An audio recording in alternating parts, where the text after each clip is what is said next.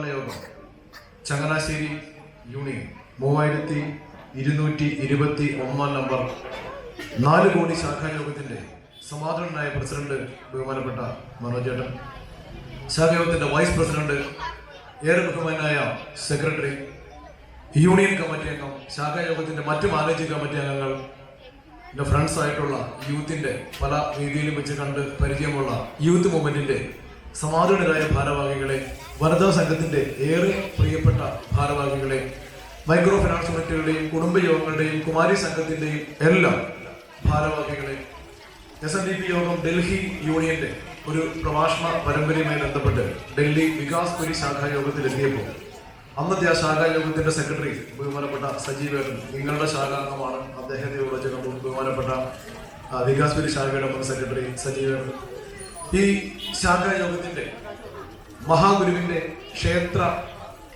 തന്ത്രസ്ഥാനം അലങ്കരിക്കുന്ന ഏറെ ആരാധനായ ബഹുമാനപ്പെട്ട പെരുന്ന സുരേഷ് തന്ത്രി അവറുകളെ, ഈ ശാഖായോഗത്തിന്റെ സമാധാനരായ ഗുരുദേവൻ ഭക്തരെ, വിശ്വാസികളെ, നിങ്ങൾക്ക് എല്ലാവർക്കും എൻ്റെ പ്രാർത്ഥന നിർഭരമായ പ്രണാമം.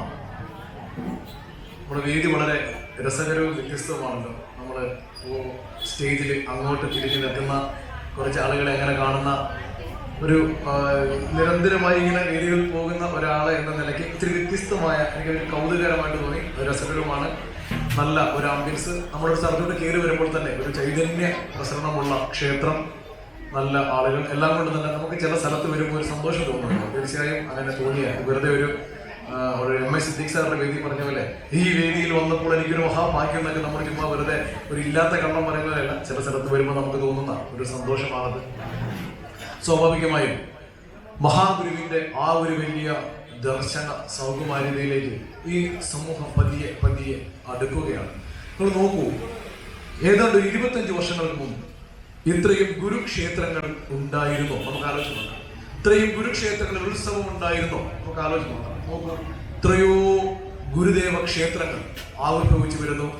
മഹാഗുരുവിന്റെ വിഗ്രഹത്തിന് മുൻപിൽ നോക്കൂ, ഇതുപോലെ പ്രാമാണികമായി ക്ഷേത്രവിധാനത്തിൽ ധ്വജത്തോടുകൂടി, ധ്വജ പ്രതിഷ്ഠയോടുകൂടി, ധ്വജാരോഹണത്തോടുകൂടി, ധ്വജ അവരോഹണത്തോടുകൂടി, കൊടിയിറങ്ങി, നമ്മൾ സിമ്പിൾ മലയാളത്തിൽ പറഞ്ഞാൽ ഉത്സവം നടക്കുന്ന വലിയ രീതിയിലേക്ക് മഹാഗുരു ഒരു വലിയ ഉപാസന സാമ്പ്രദായിക സംസ്കൃതിയിലേക്ക് ഗുരു മാറുകയാണ്. അപ്പൊ അതുകൊണ്ട് തന്നെയാണ് എനിക്ക് തോന്നുന്നു ശാഖയുടെ ഭരണസമിതി എന്നോട് ആരാധനാമൂർത്തിയായ ഗുരു എന്നൊരു വിഷയവും വെച്ചത്. കാരണം മഹാഗുരുവിന്റെ ആ ഒരു ഉപാസന സംസ്കാരം, ഞാൻ ഈ പറയുന്നത് നൂറ്റാണ്ടുകൾക്ക് മുമ്പൊന്നുമല്ല, വെറും 25 വർഷങ്ങൾ നിങ്ങൾ പുറകോട്ട് പോയാൽ, വെറും 25 വർഷം ഗുരുക്ഷേത്രങ്ങൾ എന്ന വാക്ക് തന്നെ അത്രയും നമുക്ക് പരിചിതമായിരുന്നോ എന്ന് നമ്മൾ സ്വയം ചിന്തിച്ചു നോക്കിയാൽ മതി. ഗുരുക്ഷേത്രങ്ങൾ, ഗുരുമന്ദിരം എന്ന് പറയുന്ന ഒരു കോൺസെപ്റ്റിൽ നിർത്തിയിടത്ത് നിന്നും ഗുരു ഒരു വലിയ ആരാധനാമൂർത്തിയായി ഉയർത്തപ്പെടുകയാണ്. ഗുരു ആരാധനാമൂർത്തി തന്നെയാണ്. ഈ സമൂഹം അതിലേക്ക്, അല്ലെങ്കിൽ ഈ രാജ്യം, ഈ ഞാൻ സമൂഹം എന്ന് പറയുന്നത് ഏതെങ്കിലും ഒരു പർട്ടിക്കുലർ വിഭാഗത്തിനെയല്ല, ഈ ജനതതി പതിയെ, അതിപ്പോ ശ്രീനാരായണീയർ എന്ന് നമുക്ക് വേണമെങ്കിൽ ഒരു ആലങ്കാരികമായിട്ട് പറയാവുന്ന ഒരു ജനതതി മാത്രമല്ല, ഈ ലോകത്തിലെ എല്ലാ പൗരന്മാരും പരസ്പരം വഴി പറയുമ്പോൾ അവിടെ ഒരു ശ്രീനാരായണ ഗുരുദേവ ക്ഷേത്രമുണ്ട്, അവിടെ നിന്നുമാണ് ലെഫ്റ്റ് തിരിയേണ്ടത് എന്ന് പറഞ്ഞു കൊടുക്കുന്ന തരത്തിലോട്ട് ഗുരുക്ഷേത്രം എന്ന വാക്ക് പതിയെ പതിയെ സമൂഹം അക്സെപ്റ്റ് ചെയ്ത് തുടങ്ങിയിരിക്കുന്നു. നിങ്ങൾ ചിന്തിച്ചാൽ മനസ്സിലാക്കുന്ന കാര്യമേ ഉള്ളൂ. പണ്ട് നോട്ടീസിൽ നോക്കൂ, ഗുരുക്ഷേത്രം എന്ന് പ്രിന്റ് ചെയ്യാൻ പോലും മടിയുണ്ടായിരുന്ന ഒരു കാലമുണ്ടായിരുന്നു. 25-26 വർഷങ്ങൾക്ക് മുമ്പ് എൻ്റെ വീട് കോട്ടയത്ത് തിരുവാതിക്കൽ എന്ന് പറയുന്ന സ്ഥലത്താണ്. തിരുവാതിക്കൽ ഒരു ഗുരുദേവ ക്ഷേത്രമുണ്ട്. ഞാനൊക്കെ ജനിക്കുന്നതിന് മുമ്പ് അവിടെ ഒരു ഗുരുക്ഷേത്രം, അതിന്റെ പേര് ഗുരുമന്ദിരം തന്നെയാണ്, ഉണ്ടായിരുന്നു. ആദ്യമായി അതിന്റെ ഒരു യൂത്തിന്റെ പ്രവർത്തകനായി, എന്റെ ഓർമ്മ ശരിയാണ്, ഞാൻ 10ലോ എന്തോ പഠിക്കുന്ന സമയം, അന്നൊരു നോട്ടീസ് പ്രിന്റ് ചെയ്തപ്പോ ഗുരുദേവ ക്ഷേത്രം എന്ന് നമ്മൾ പ്രിന്റ് ചെയ്തു. അതിന്റെ പേരിൽ ആ കമ്മിറ്റി നമ്മളെ വിളിച്ചു വരുത്തി, ക്ഷേത്രം എന്ന് വെക്കാമോ, ഇത് ക്ഷേത്രമാണോ, ഇത് ഗുരുമന്ദിരമല്ലേ എന്നൊക്കെ ചോദിച്ച് എന്നെയൊക്കെ ശാസിച്ചത് എനിക്ക് ഇന്നും ഓർമ്മയുണ്ട്. അതൊരു ആൻസർ പറയാൻ പോലും നമുക്കറിയില്ല. അതൊരു പ്രഭാഷകനൊക്കെ മാറാനുള്ള കാരണം ആ ചോദ്യങ്ങളൊക്കെയാണ്. തേടി പിടിച്ച ആളുകളോട് സത്യത്തിൽ ഗുരുക്ഷേത്രം എന്ന് വെക്കാമോ, എന്നിട്ട് അന്ന് ഞാൻ ഇന്ന് ഓർക്കുന്നത്, അദ്ദേഹം മരിച്ചുപോയി, അവിടെ ഉണ്ടായിരുന്ന വലിയൊരു മുതലാളിയായിരുന്നു അതിന്റെ രക്ഷാധികാരി. മഹാഗുരുവിന്റെ, ഇതൊക്കെ ഗുരുഭക്തനാണ്, പക്ഷെ ക്ഷേത്രം എന്ന വാക്ക് അംഗീകരിക്കുകയില്ല. ഗുരുവിനെ ബഹുമാനമാണ്, റെസ്പെക്റ്റ് ആണ്, പക്ഷെ ഒരു ആരാധന സ്വഭാവമായിരുന്നില്ല ഉണ്ടായിരുന്നത്. സ്വാമി ഈ തരത്തിൽ നിലവിളക്ക് കൊളുത്തി പൂജിക്കേണ്ട ആളാണോ എന്നൊരു ചോദ്യം പോലും ഉണ്ടാവും. നമുക്ക് ആൻസർ ഇല്ല. പിന്നീട് അതിനെക്കുറിച്ചുള്ള ഒരു ചിന്തയിലും ഒരു വായനയിലുമാണ് സത്യത്തിൽ ആരാധനാമൂർത്തിയാണോ ആയിരുന്നല്ലോ ഗുരു, ഈ ജനതയെ ഇത് മനസ്സിലാക്കിയിട്ടില്ലല്ലോ എന്ന് കാണും. 25 വർഷങ്ങൾക്ക് ശേഷം നമ്മൾ തിരിഞ്ഞു നോക്കുമ്പോൾ നമുക്ക് ഗുരുക്ഷേത്രങ്ങൾ എന്ന വാക്ക് ആ തരത്തിൽ വലിയ രീതിയിൽ ആളുകൾ അംഗീകരിച്ചിരിക്കുന്നു. ഗുരുമന്ദിരം എന്ന വാക്ക് പതിയെ പതിയെ പതിയെ വിസ്മൃതികൾ ആണ്ടുകൊണ്ട് ശ്രീനാരായണ ഗുരുദേവ ക്ഷേത്രം അതങ്ങനെ തന്നെയാണ്. കാരണം ലോകത്തിൽ എത്രയോ അവതാരമൂർത്തികൾ വന്ന് കടന്നു പോയിരിക്കുന്നു. ലോകത്തിന്റെ ചരിത്രത്തെ തിരുത്തി എഴുതിയ എത്രയോ അവതാരമൂർത്തി, ആരുടെയും പേര് പറയുന്നില്ല, നിങ്ങളുടെ മനസ്സിലേക്ക് കുറെ പേരുകൾ വരുന്നുണ്ടാവും. ഇവരെല്ലാവരും തന്നെ ഒരു ഘട്ടം കഴിയുമ്പോൾ വലിയ ആരാധനാമൂർത്തികളായി ഉയർത്തപ്പെട്ടവരാണ്. ഇന്ന് നിങ്ങൾ ലോകത്താനം ആകമാനം കാണുന്ന വലിയ ക്ഷേത്രങ്ങൾ, അതിപ്പോ ഗുരുവായൂർ പോലെ നിങ്ങൾക്ക് ബേസിക്കലി എടുക്കാം. ശ്രീകൃഷ്ണ പരമാത്മാവിന്റെ സ്വർഗാരോഹണത്തിന് ശേഷം പെട്ടെന്നൊന്നും ഉണ്ടായതല്ല, കുറേ സമയമെടുത്തു ആ രീതിയിലേക്ക് വരുവാൻ. ഞാൻ ഓരോരുത്തരെയായി അതിനെക്കുറിച്ച് പറയാൻ ആഗ്രഹിക്കുന്നില്ല. പക്ഷേ കാരണം നിരവധി ഇപ്പൊ ഗുരുപദൻ ടിവിയുള്ള യൂട്യൂബ് ചാനലുകളിൽ ഇങ്ങനെയുള്ള ചില കാര്യങ്ങൾ പറയുമ്പോൾ അതിന്റെ പേരിൽ വലിയ സൈബർ ആക്രമണം നേരിടുന്ന ഒരാളെന്ന നിലയ്ക്ക് ഒരു ഉത്സവ രീതിയിൽ നമ്മൾ അങ്ങനെ പരാമർശിക്കേണ്ടതില്ല. പക്ഷെ നമ്മൾ പറയേണ്ട ഒരു കാര്യമുണ്ട്. ഈ അവതാരമൂർത്തികളെ ഓരോരുത്തരെയായി നാം പഠിച്ച് മനസ്സിലാക്കി പോകുമ്പോ അവരിൽ ഒരേ ഒരു അവതാരമൂർത്തിക്ക് മാത്രമാണ് ശരീരധാരണ കാലത്തോടു കൂടി നമ്മുടെ ഇടയിൽ ഭക്ഷണം കഴിച്ചും വസ്ത്രം ധരിച്ചും ഉണ്ടും ഉറങ്ങിയും മനുഷ്യന്റെ ആ ഒരു സോക്കോൾഡ് ഭാവങ്ങളിൽ ഇവിടെ ശരീരധാരണ കാലത്ത് തന്നെ ആളുകൾ ക്ഷേത്രമുണ്ടാക്കി ആരാധിക്കുവാൻ തുടങ്ങിയത്. അതുകൊണ്ട് തന്നെയാണ് ഗുരു ആരാധനാമൂർത്തിയാകുന്നത്. അതുകൊണ്ട് തന്നെ നോക്കൂ, മഹാഗുരുവിന്റെ മഹാസമാധിക്ക് ഏതാണ്ട് 11 കൊല്ലങ്ങൾക്ക് മുമ്പ് 12 കൊല്ലങ്ങൾക്ക് മുമ്പ് 1916 സെപ്റ്റംബർ മാസം 16-ാം തീയതി ലോകത്തിൽ ആദ്യമായി ശ്രീനാരായണ പരമഹംസ ഭഗവാന്റെ ഒരു ചിത്രം ക്ഷേത്ര വിധാനത്തിൽ പ്രാമാണികമായി കണക്കുകൾ അനുസരിച്ച് മഹാകവി കുമാരനാശാൻ കുളത്തൂർ കോലത്തുകരൽ പ്രതിഷ്ഠിക്കുന്നതോടുകൂടി ഗുരുവിന്റെ ആരാധനാമൂർത്തി എന്ന സാമ്പ്രദായികമായ ചരിത്രം ആരംഭിക്കുന്നു. ഇതൊന്നും പ്രചരിക്കാത്തത് കൊണ്ടാണ് ഇത്തരത്തിൽ ഗുരുവിനെ പൂജിക്കാമോ. അത് ഇപ്പോൾ ശക്തി കുറഞ്ഞെങ്കിലും നമുക്ക് ഈ കോട്ടയം, പത്തനംതിട്ട, ആലപ്പുഴ, ഇടുക്കി, എറണാകുളം, തൃശ്ശൂരിന്റെ പകുതി വരെ തുടങ്ങിയ സ്ഥലങ്ങളിൽ മാത്രമേ അത് കുറവുള്ളൂ. ഞാൻ ഇതുമായി ബന്ധപ്പെട്ട് അത്യാവശ്യം ഒരുപാട് യാത്ര ചെയ്തിട്ടുള്ള ഒരാളാണ്. വടക്കൻ കേരളത്തിലേക്കൊക്കെ ചെന്ന് കഴിഞ്ഞാൽ ഗുരുക്ഷേത്രം എന്ന വാക്ക് ഇന്നും അക്സെപ്റ്റഡ് ആയിട്ടില്ല. ഗുരുവിന്റെ മുൻപിൽ ഇപ്പോഴും വിളക്ക് കൊടുത്താമോ എന്ന് ചോദിക്കുന്ന ആളുകളുണ്ട്. കല്യാണത്തിന് മഹാഗുരുവിന്റെ ചിത്രം വെച്ചുകൊണ്ടല്ല കല്യാണങ്ങൾ നടക്കുന്നത്. വയനാട്ടിലും നമ്മള് നോക്കൂ, കാസർഗോഡും കണ്ണൂരിന്റെ പല ഭാഗങ്ങളിലും, ഇപ്പൊ തലശ്ശേരി അല്ലെങ്കിൽ കണ്ണൂർ ടൗൺ ചുറ്റുമുള്ള സ്ഥലത്തൊക്കെ ശ്രീനാരായണ മഠങ്ങളുണ്ട്. വലിയ രീതിയിൽ ഗുരുവിന്റെ ധർമ്മപ്രചരണം ഉണ്ടെങ്കിലും SNDP യോഗത്തിന്റെ സംഘടനാ സംവിധാനം അത്രയ്ക്കും സ്ട്രോങ് അല്ല. അവിടങ്ങളിലൊന്നും ആ രീതിയിലല്ല. അപ്പൊ ഇനിയും നമ്മൾ പറയേണ്ടതുണ്ട്. നോക്കൂ, ലോകത്തിൽ എത്രയോ അവതാരമൂർത്തികൾ വന്ന് കടന്നു പോയിട്ടും മഹാഗുരുവാണ് ആദ്യമായ ക്ഷേത്ര വിധാനത്തിൽ ആരാധനയ്ക്ക് മാത്രമായിട്ടുള്ളത്. ഇത് നിങ്ങൾ അസന്നിഗ്ധമായി ആര് ചോദിച്ചാലും പറഞ്ഞോണം. ഇപ്പൊ ഉദാഹരണത്തിന് ഞാൻ നിങ്ങളോടൊരു ചോദ്യമായിട്ട് ചോദിക്കുകയാണ്. നാളെ നിങ്ങളുടെ ഓഫീസിൽ പോകുമ്പോൾ ഒരാൾ ചോദിക്കും, അവിടെ 4 കോടിയിൽ വലിയ ട്രാഫിക് ബ്ലോക്ക് ഒക്കെ കണ്ടല്ലോ, വണ്ടി അടയ്ക്കുന്നത് ബ്ലോക്ക് ആയിരുന്നു, അപ്പൊ എന്താണ് സംഭവം? അത് ഗുരുക്ഷേത്രത്തിൽ ഉത്സവമായിരുന്നു. ഗുരുക്ഷേത്രം അങ്ങനെ പറയാമോ ചോദിച്ചാൽ നിങ്ങൾ എന്ത് ഉത്തരം പറയും? ആധികാരികമായി ഉത്തരം പറയും, നമ്മുടെ വിശ്വതാണല്ലോ ആരാധനാമൂർത്തി ആയ ഗുരു. അപ്പൊ ഇവർ ചോദിക്കും, ചിലപ്പോ ഇങ്ങനോട് ചോദിക്കും, മഹാഗുരുവിന്റെ മുൻപിൽ ഇങ്ങനെ വിളക്ക് വെച്ച് പൂജിക്കുവാൻ, ഗുരുവിന്റെ വിഗ്രഹത്തിന് മുൻപിൽ ദാ ഇതുപോലെ കൊടിമരം നാട്ടി പ്രാമാണികമായി വിധിപ്രകാരം കൊടിയിറക്കി ഉത്സവം നടത്തുവാൻ ഗുരു പറഞ്ഞിട്ടുണ്ടോ? സാമതൃപാദങ്ങൾ ഇപ്പോൾ ഉണ്ടായിരുന്നെങ്കിൽ നമ്മുടെ കൂടെ ശരീരധാരണത്തോടു കൂടി ഇതൊക്കെ സമ്മതിക്കുമായിരുന്നോ എന്ന് ചോദിച്ചാൽ എന്തുത്തരം നിങ്ങൾ പറയും? അവിടെയാണ് ഗുരുവിന്റെ ആരാധനാമൂർത്തി എന്ന വിഷയത്തിന്റെ വലിയ പ്രസക്തി വരുന്നത്. അപ്പൊ നമ്മൾ വീണ്ടും പറയണം, ലോകത്തിൽ മഹാഗുരുവിന്റെ മഹാസമാധിക്ക് 12 കൊല്ലം മുമ്പ് ആദ്യമായി ഒരു അവതാരമൂർത്തിക്ക്, അല്ലെങ്കിൽ ഈ ഗുരു അവതാരമൂർത്തിയാണെന്ന് ചോദിച്ചാ സ്വാമി സമ്മതിച്ചിട്ടുണ്ട് കേട്ടോ. അപ്പൊ നമ്മൾ കുറെ പേര് പറഞ്ഞതല്ല, SNDP-ക്കാര് ചുമ്മാ നോട്ടീസ് പ്രിന്റ് ചെയ്യുന്നതല്ല. ഗുരുവിനെ അവതാരമെന്ന്, അവതീർണനാവുക, താഴേക്ക് ഇറങ്ങി വരിക എന്നാണ് അവതാരം എന്ന വാക്കിന് തന്നെ അർത്ഥം. അത് പോകട്ടെ, നമുക്ക് അങ്ങോട്ടൊന്നും പോകണ്ട, നമുക്ക് നമ്മുടെ വിഷയത്തിലേക്ക് വരാം.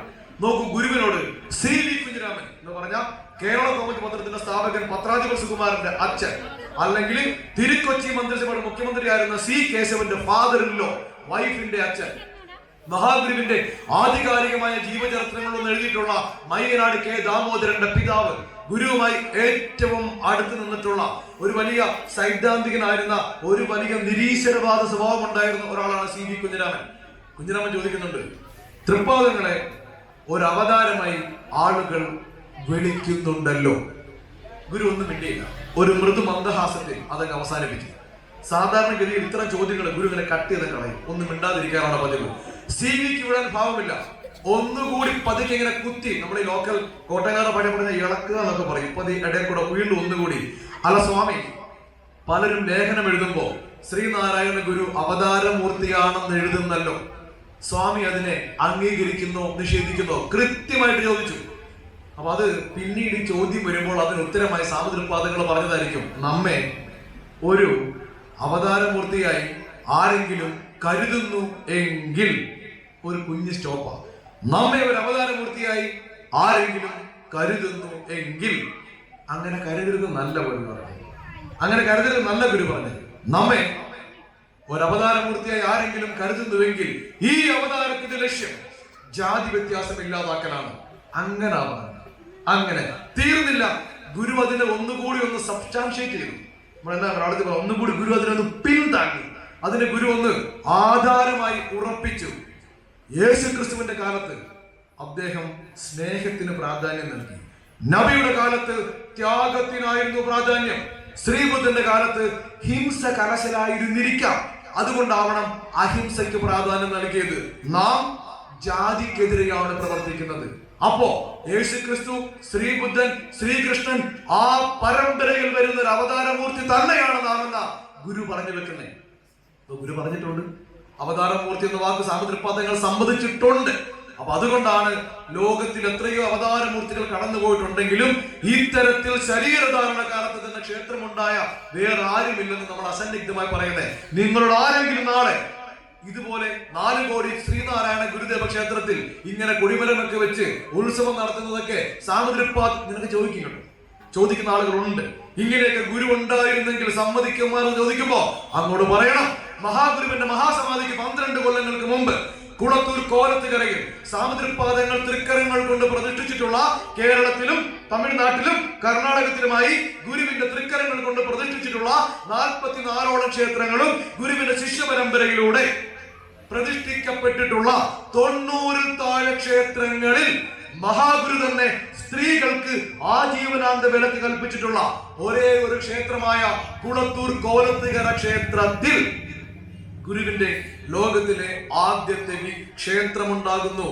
പ്രതിഷ്ഠ വിഗ്രഹമല്ല, വിശേഷാഗ്രഹതേ ഇതി, വിശേഷത്തോടു കൂടി ഗ്രഹിക്കുന്നത് എന്തും വിഗ്രഹമാണ്. അത് ചിത്രമാകാം. ഗുരു തന്നെ 3 കവരയിട്ട നിലവിളക്കിനെ വിഗ്രഹമാക്കി പ്രതിഷ്ഠിച്ചിട്ടുണ്ട് തൃശ്ശൂര് കാരമുക്ക് ചിദംബരനാഥം. ഒരു ചെമ്പ് പ്രഭയില് സത്യം, ധർമ്മം, ദയ, ശാന്തി എന്ന 4 വാക്കുകൾ, 4 സംജ്ഞകളെ, 4 ഐഡിയകളെ, സത്യം, ധർമ്മം, ദയ, ശാന്തി, ഒരു പ്രഭയിൽ, വട്ടത്തിലുള്ള ഒരു പ്രഭയിൽ അതിനെ ഗുരു പ്രതിഷ്ഠിച്ചിട്ടുണ്ട്. മുരിക്കുമ്പുഴ കാളകണ്ഠം, തിരുവനന്തപുരം 1921.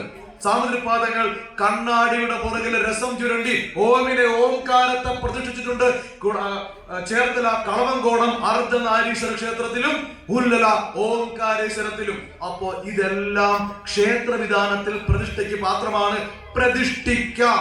അതുകൊണ്ട് തന്നെയാണ് ഭഗവാന്റെ ഒരു ചിത്രം മഹാകവി കുമാരനാശാൻ 1916 പ്രതിഷ്ഠിച്ചത് കുളത്തൂർ കോലത്തുകരയിൽ. ഇത് നമ്മളെ ആളുകൾ പഠിപ്പിച്ചിട്ടുണ്ട്, പക്ഷെ ഇങ്ങനെയല്ല. 1916 ശ്രീനാരായണ പരമഹംസ ഭഗവാന്റെ ഷഷ്ടിപൂർത്തി ആഘോഷങ്ങളുടെ ഭാഗമായി മഹാകവി കുമാരനാശാൻ നമുക്ക് എഴുതി തന്ന ശ്രേഷ്ഠമായ ഒരു പ്രാർത്ഥനയാണ് ഗുരുസ്തവം എന്ന് പറഞ്ഞുകൊണ്ട് നമ്മളെ രഘുവാര പാഠശാലകളിൽ ഞാൻ പഠിക്കുമ്പോൾ എന്നെയും പഠിപ്പിച്ചിട്ടുണ്ട്. ശരിയാണ്. അതുമാത്രമല്ല, പണ്ടൊക്കെ നമ്മൾ ചോദിക്കുമ്പോൾ അമ്മമാരോട് ചോദിക്കും, ഗുരുവിന്റെ ഷഷ്ടിപൂർത്തിക്ക് കുമാരനാശൻ എഴുതി തൃപ്പാദങ്ങളിൽ കാഴ്ചവെച്ച കൃതി ഏതാ? എന്നൊക്കെ അമ്മമാർ പറയും, നാരായണമൂർത്തി. അപ്പൊ ഞാൻ പറയും, ഇനി അങ്ങനെ പറഞ്ഞ 1000 തവണ എംബോസിറ്റ് പറയുന്നത്. നാരായണമൂർത്തി എന്നൊരു കൃതി ഇല്ല. അതിന് കുമാരനാശൻ ഇട്ട പേര് ഗുരുസ്തവമൊന്നുമല്ല. കുമാരനാശൻ അതിനിട്ട പേര് സമാജസ്തുതി എന്നാണ്. ഗുരുസ്തവം പിന്നീട് വന്ന പേരാ. കാരണം ഇപ്പോൾ നിങ്ങൾ ആലപിച്ചുകൊണ്ടിരിക്കുന്ന ഈ വരികൾ കൂടാതെ മറ്റു 4 വരി കൂടി കുമാരനാശാൻ അതിൽ എഴുതിയിരുന്നു. സാധിക്കുവാണ് എപ്പോഴും ചൊല്ലണേ. എന്തൊരു ഫീലാണെന്നറിയാമോ? തൻ പോലെ എറുമ്പാതിയെയും പാർത്തിടും അങ്ങേക്ക് അൻപോടുലകർത്തിപ്പു ചിരായുസ്സു ദയാബ്ദേ. മുൻപോൽ സുഖമായി മേന്മ തൊടുന്നോർക്ക് അരുളും കാൽത്തുമ്പോടിനെയും വാഴുക ശതാബ്ദം ഗുരുമൂർത്തി. നമ്മുടെ ഈ നാരായണമൂർത്തി ഗുരുസ്തവം, അതിനകത്ത് മറ്റൊരു 4 വരി കൂടി ഉണ്ടായിരുന്നു. വലിയ നെഞ്ചിൽ നിന്ന് കുമാരനാശന്റെ ഹൃദയം പൊട്ടിപ്പുറത്തോട്ട് വന്നതാ. തന്നെ പോലെ എറുമ്പാതിയും ഉറുമ്പുകളെ പോലും കാത്തുരക്ഷിക്കുന്ന പാർത്തിടും അങ്ങേക്ക്. തൻ പോലെ എറുമ്പാതിയെയും പാർത്തിടും അങ്ങേക്ക് അൻപോട് ഉലകർത്തിപ്പു ചിരായുസ് ദയാബ്ദേ. ഈ ലോകം ചിരായുസിന് വേണ്ടി പ്രാർത്ഥിക്കുന്നു. മുൻപോൽ സുഖമായി മേന്മ തൊടുന്നവർക്ക് അരുളും കാൽ. ആ കാലിൽ വന്ന് തൊടുന്നവർക്ക് മേന്മയും സുഖവും പ്രേയസും അരുളി ചെയ്യുന്ന, അനുഗ്രഹം നൽകുന്ന ആ പാദങ്ങളുടെ തുമ്പോട് ഇനിയും വാഴുക ശതാബ്ദം. 100 വയസ്സ് വരെ ശരീരം നിലനിർത്തണേ എന്നാ കുമാരനാശാൻ പറഞ്ഞേ. പിന്നെ സമാധിക്ക് ശേഷം 73-ാം വയസ്സിൽ മഹാഗുരു ശരീരധാരണം വേണ്ടെന്ന് വെച്ചത് കൊണ്ട് പിന്നീട് ആ 4 വരികൾ കട്ട് ചെയ്താണ് നമ്മുടെ ഇടയിൽ പ്രചരിക്കപ്പെട്ടത്. അപ്പൊ ഇപ്പൊ ആ 4 വരി കൂടി ചൊല്ലുന്നുണ്ട്, ഒരു തെറ്റുമില്ല കേട്ടോ. കാരണം സാമുദ്രപാദങ്ങൾ ഗുരുവിന്റെ തന്നെ ഭാഷയിൽ പറഞ്ഞാൽ പോക്കുവരവറ്റ പരമ്പൊരുളാണ്. വിലമതിയാതെ വിളക്ക് ഉദിക്കുകയുമില്ല പിൻപൊലിയുകയുമില്ലെന്ന് ഗുരു പറഞ്ഞ്.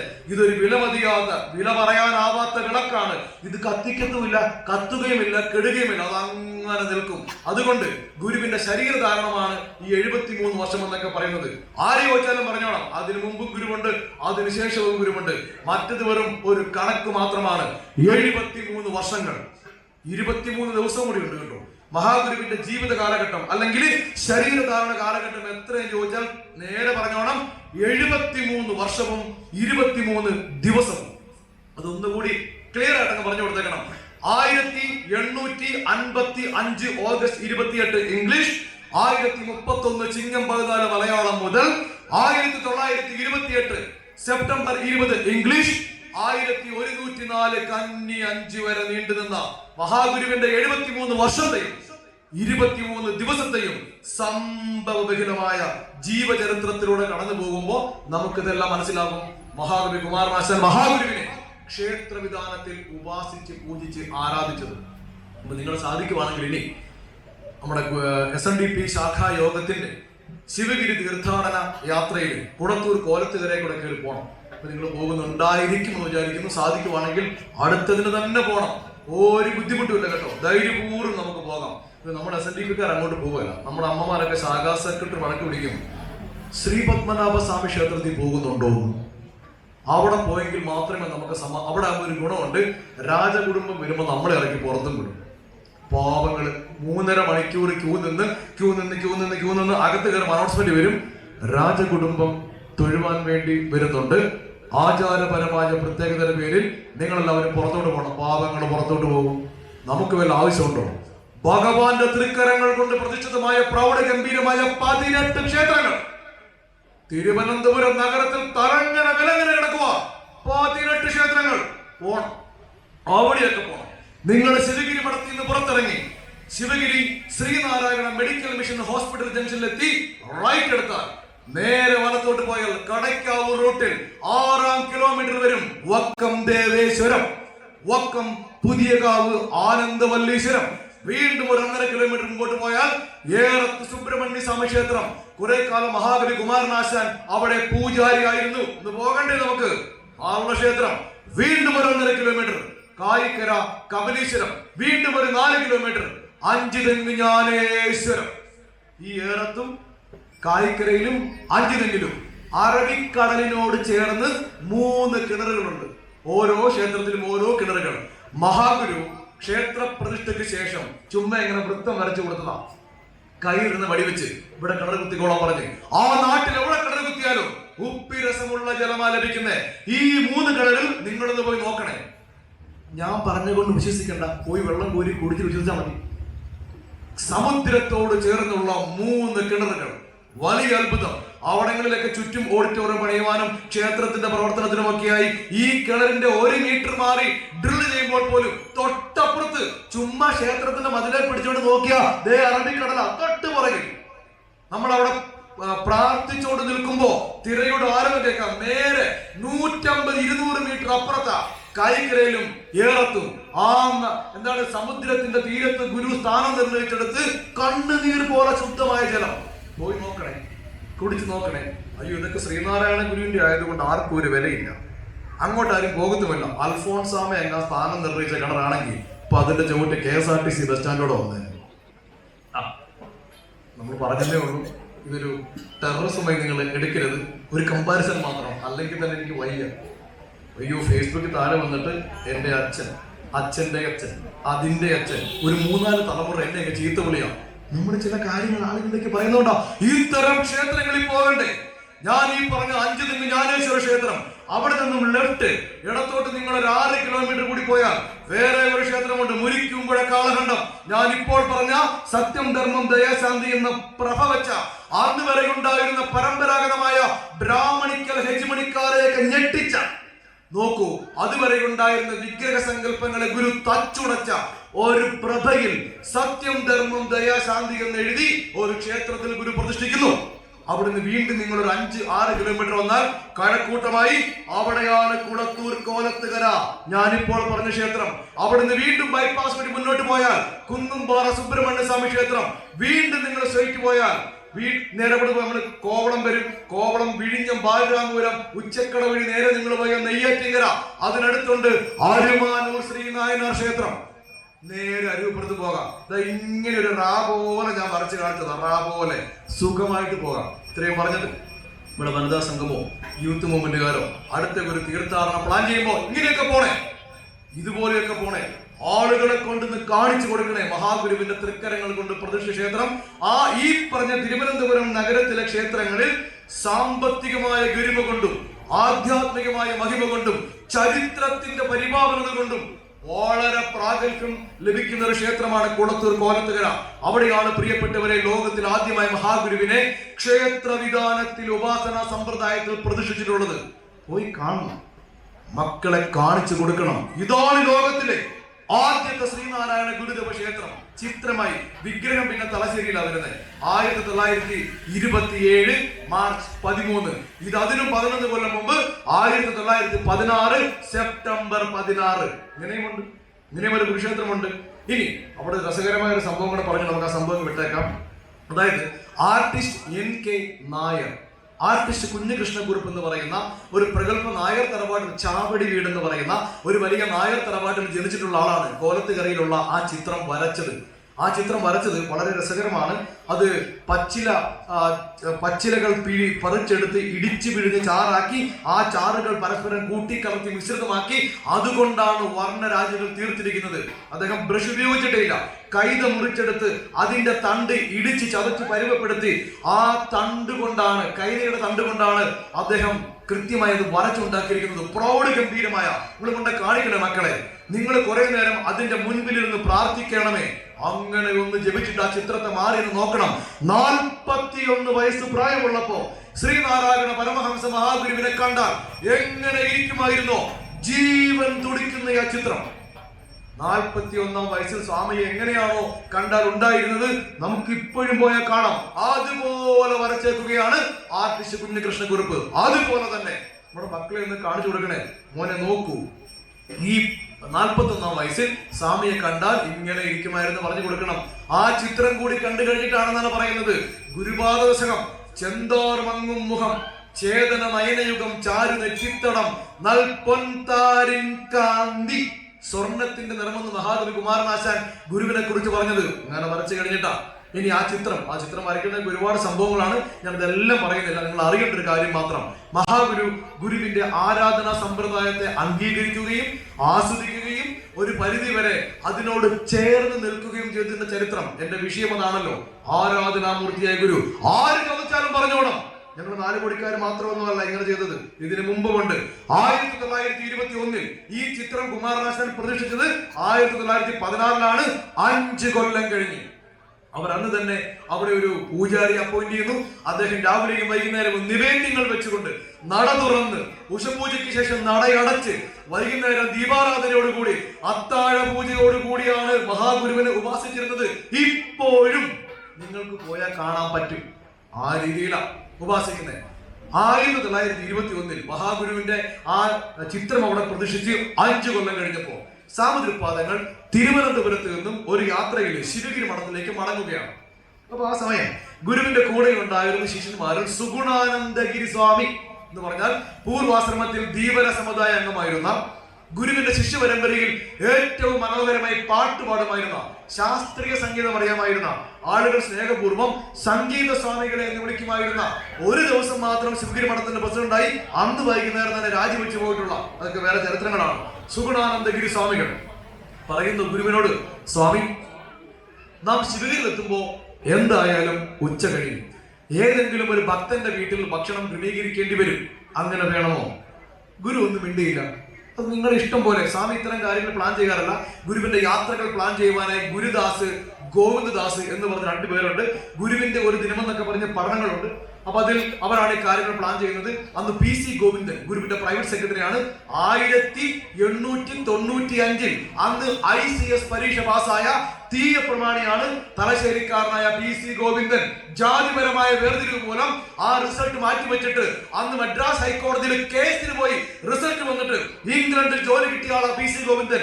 ഗുരുവിന്റെ പ്രൈവറ്റ് സെക്രട്ടറി സ്ഥാനമുണ്ടായിരുന്നു. സ്വാമിയുടെ യാത്രകൾ, ട്രെയിൻ ടിക്കറ്റുകൾ, ഗുരുവിന് അല്ലെങ്കിൽ ശ്രീലങ്കയ്ക്ക് പോയപ്പോൾ ചില പല കാര്യങ്ങളും കോർഡിനേറ്റ് ചെയ്യുന്ന, അങ്ങനെ സെക്രട്ടറി ഒന്നും ഗുരുവിന് വേണ്ടെങ്കിലും നമുക്ക് വേണമെങ്കിൽ ഒരു ചരിത്രത്തിലെ ഒരു നിയോഗം എന്ന തരത്തിൽ പറയാവുന്ന PC ഗോവിന്ദൻ. അപ്പൊ അദ്ദേഹം ഒന്നും ആ കൂടെ ഇല്ല. കൂടെ ഉള്ളത് ഗുരുദാസും ഗോവിന്ദാസുവാ. അവര് നേരെ ചിലപ്പോ ഒരു കുതിരവണ്ടികളോ കാളവണ്ടികളോ ഒക്കെ പോയിട്ട് അവരെവിടെയെങ്കിലും വീട്ടിലൊക്കെ ഭക്ഷണം അറേഞ്ച് ചെയ്യും. അപ്പോ സുഗുണാനന്ദഗിരി സാഹിബ് പറഞ്ഞു, സ്വാമി, ഇവിടെ അടുത്താണല്ലോ കോലത്തുകര, അവിടേക്ക് പോയാലോ? കാരണം കോലത്തുകരയും ഗുരുവുമായി വലിയ ബന്ധമുണ്ട്, വലിയ ബന്ധം.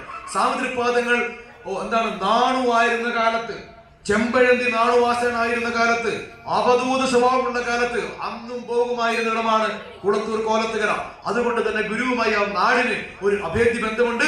1893 മാർച്ച് 27 കുളത്തൂർ കോലത്തുകരയുടെ പ്രതിഷ്ഠയോടുകൂടി 1914 ഗുരുവിന്റെ ആദ്യത്തെ ക്ഷേത്ര വിധാനം അവിടെ ഉണ്ടായതോടുകൂടി ആ ബന്ധം വലിയൊരു ആത്മബന്ധമാണ്. ഗുരു വരുമ്പോ കോലത്തുകരക്കാർക്ക് എന്നും ഉത്സവ. സ്വാമി വരുമ്പോ എങ്കിൽ കോലത്തുകരയിലേക്ക് പോയേക്കാം. ആവട്ടെ, സ്വാമി സമ്മതിക്കുന്നു. അവർ നേരെ കോലത്തുകരയിലേക്ക് എത്തുന്നു. സാമൂതിരിപ്പാദങ്ങളും ശിഷ്യസഞ്ചയവും കോലത്തുകരയിലേക്ക് കടന്നു വരുന്ന വിവരം മുൻകൂട്ടി കോലത്തുകര ക്ഷേത്ര ഭാരവാഹികൾ ആരും അറിഞ്ഞിരുന്നില്ല. ഇനി നിങ്ങൾ അവിടെ എത്തുമ്പോ പ്രിയപ്പെട്ടവർ, ഇതൊക്കെ ആ മണ്ണിൽ നിന്നുകൊണ്ടൊന്ന് ഓർക്കണം കേട്ടോ. വരുന്ന വിവരം അവരാരും അറിഞ്ഞിരുന്നില്ല. ഇതുപോലെയുള്ള, അതാ നോക്കൂ, നിങ്ങളെ ഈ കുരുക്ഷേത്രത്തിന്റെ ഈ നമസ്കാര മണ്ഡപം പോലെ അവിടെയും കൊണ്ടുവരണം. ഇന്നത് നല്ല തൂണുകളൊക്കെയുള്ള കോൺക്രീറ്റ് ബിൽഡിംഗാ. അന്ന് ആ കുരുക്ഷേത്രം അന്നും ഇന്നും എന്നും ഒന്ന് തന്നെയാണ്. അതിൽ പെയിന്റിംഗ് ഒക്കെ ഉള്ളത്, ഒരു മാറ്റം വരുത്തിയിട്ടില്ല. അതിനു മുൻപിലെ നമസ്കാര മണ്ഡപം ഇപ്പൊ അവർ നന്നായി പണിത് ഒന്നുകൂടി മനോഹരമാക്കിയിട്ടുണ്ട്. അന്ന് ഈ സംഭവം നടക്കുമ്പോ കുറെ മുളങ്കമ്പുകൾ നാട്ടി ഓലമെടൽ കൊണ്ട് മേൽക്കൂര മേഞ്ഞിട്ടുള്ള ചാണകം മെഴുകിയ തറയുള്ള ഒരു നമസ്കാര മണ്ഡപമാണ് ഉണ്ടായിരുന്നത്. ആ ചാണകം മെഴുകിയ തറയില് കുറെ പുൽപ്പാകൾ വിരിച്ചിട്ട് കുറച്ച് അമ്മമാർ മഹാഗുരുവിന്റെ ചിത്രത്തിന് മുൻപിൽ അങ്ങനെ പ്രാർത്ഥനയോട് കൂടിയിരിക്കുന്നു. ഗുരുവിന്റെ ആ കുമാരനാശാൻ പ്രതിഷ്ഠിച്ച ചിത്രത്തിൽ അവിടുത്തെ ആ പൂജാരി വൈദികൻ ഗുരുപുഷ്പാഞ്ജലി മന്ത്രങ്ങൾ കൊണ്ട് പൂജ ചെയ്യുന്നു. ഞാനതൊക്കെ പറഞ്ഞിരുന്നത് നാളെ ആരെങ്കിലും ചോദിക്കുവാണെങ്കിൽ പറഞ്ഞോണം, ഗുരു എന്തുകൊണ്ട് ആരാധനാമൂർത്തിയാണ്. സാമൂതിരിപ്പാദങ്ങൾ അതിനെ എങ്ങനെ അംഗീകരിച്ചിരുന്നു? ഉത്സവമൊക്കെ പറയുമ്പോ ഇത് ഞങ്ങൾ ആരും തുടങ്ങിയതൊന്നുമല്ല, ഇതിനു മുമ്പേ ഉണ്ടായിരുന്നു.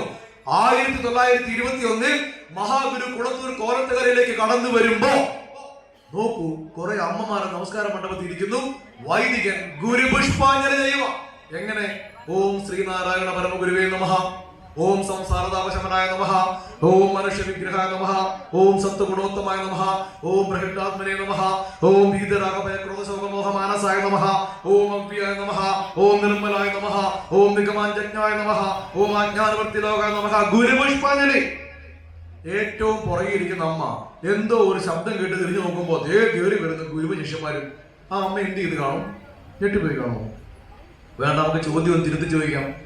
4 കോടി ഈ ഗുരുക്ഷേത്രത്തിന്റെ ഈ നമസ്കാര മണ്ഡപത്തിൽ ഇന്ന് ഈ ദിവസം നിങ്ങളെല്ലാവരും അവിടെ ഇരുന്ന് പ്രാർത്ഥിക്കുക. ഇവിടെ നമ്മുടെ വൈദികന്മാര്, നമ്മുടെ പെരുന്ന തന്ത്രി അടക്കമുള്ള ആളുകൾ മഹാഗുരുവിനെ പൂജിച്ചുകൊണ്ടിരിക്കുമ്പോ പെട്ടെന്ന് ഗേറ്റ് തുറന്ന് ആരോ കയറി വരും. നിങ്ങൾ തുറന്നു നോക്കുമ്പോ ദേ ഗുരുദേവൻ കയറി വരും. നിങ്ങൾ എന്ത് ചെയ്യും? ഞെട്ടിപ്പോലെ. അതെന്നാ ചോദ്യമാണ്. ആലോചിച്ച് നോക്കി, നമ്മുടെ അമ്മമാർ എന്തായിരിക്കും ചെയ്തിട്ടുണ്ടാവുക. ഇതിനെക്കുറിച്ച് വായിച്ചപ്പോ എനിക്കൊരു ചിരി വന്നു. നമ്മുടെ അമ്മമാർ അന്നും അങ്ങനെയാ ഇന്നും അങ്ങനെയാ ഓർക്കുകയും ചെയ്തു. ഏറ്റവും പുറകിൽ നമ്മൾ ഒറ്റ ഓട്ടം, അയ്യോ എന്റെ സ്വാമി വന്നേന്ന്. ഇന്നും അങ്ങനെ ഇരിക്കുമല്ലേ? ആ ഗുരുവിനെ കാണാറോ ഒറ്റ ഓട്ടം, അയ്യോ എന്റെ സ്വാമി വന്നേന്ന് പറഞ്ഞുകൊണ്ട് ഏറ്റവും പുറകൊണ്ടാണ് നമ്മ ഗുരുവിന്റെ പാദാന്തികത്തിലേക്ക്, മഹാഗുരുവിന്റെ നികടത്തിലേക്ക് ഒരു ഓട്ടമാ. ഒരമ്മ ഓടിയാൽ ബാക്കിയുള്ള അമ്മമാർ പറയണ്ടല്ലോ, ഒരു കൂട്ട ഓട്ടമായിരിക്കുമല്ലോ. എല്ലാവരും ഓടി മഹാഗുരുവിന്റെ പാദങ്ങളിലേക്ക് വീഴുന്നു. ഗുരു ചിരിച്ചുകൊണ്ട് എല്ലാവരെയും അനുഗ്രഹിക്കുന്നു. ആളുകൾ ഓടിക്കൂടുന്നു. അപ്പൊ അവിടെ വേറെ ഒരു കാര്യം സംഭവിക്കുന്നുണ്ട്. ഈ പൂജിച്ചുകൊണ്ടിരുന്ന വൈദികൻ ആള് ഞെട്ടിപ്പോയി. ചേടാ ഇവരെങ്ങോട്ടായി ഓടുന്നതെന്ന്. അങ്ങനെ കൂടെ സംഭവിക്കുമല്ലോ. അയ്യോ ദേ സ്വാമി വന്നെന്ന്. അങ്ങേറെ അവസ്ഥയൊന്ന് ആലോചിച്ച് നോക്കി. ആ ചിത്രത്തിൽ ഗുരുപുഷ്പാഞ്ജലി ചെയ്തുകൊണ്ടിരിക്കുമ്പോ സ്വാമിതൃപാദങ്ങൾ കയറി വന്നു. വഴക്ക് വല്ലതും പറയുവോ? ഇങ്ങനെയാണോ പൂജിക്കേണ്ടത്? നീ ഇങ്ങനെയാണോ പുഷ്പങ്ങൾ വെക്കേണ്ടത്? ഇങ്ങനെയാണോ വിളക്ക് വെക്കേണ്ടത്? അല്ല എന്റെ ഭഗവാനെ, തീർന്ന് സ്വാമി കയറി വന്ന്. അതേക്കുറിച്ച് പറയപ്പെടുന്നത് നാരായണൻ എന്നോ മറ്റേ പേരുള്ള ഒരാളാണ്, അന്നത്തെ വൈദികൻ. അദ്ദേഹം അവിടെ നിന്ന് കൈയൊക്കെ വിറച്ചിട്ട് അദ്ദേഹം പെട്ടെന്ന് കർപ്പൂരമൊക്കെ ഇട്ടിട്ട് അന്ന് കർപ്പൂര ആരാധന ചെയ്ത് പകുതി വരെ അയാളുടെ ഗുരുപുഷ്പാഞ്ജലി മതി നിർത്തിയെന്ന്.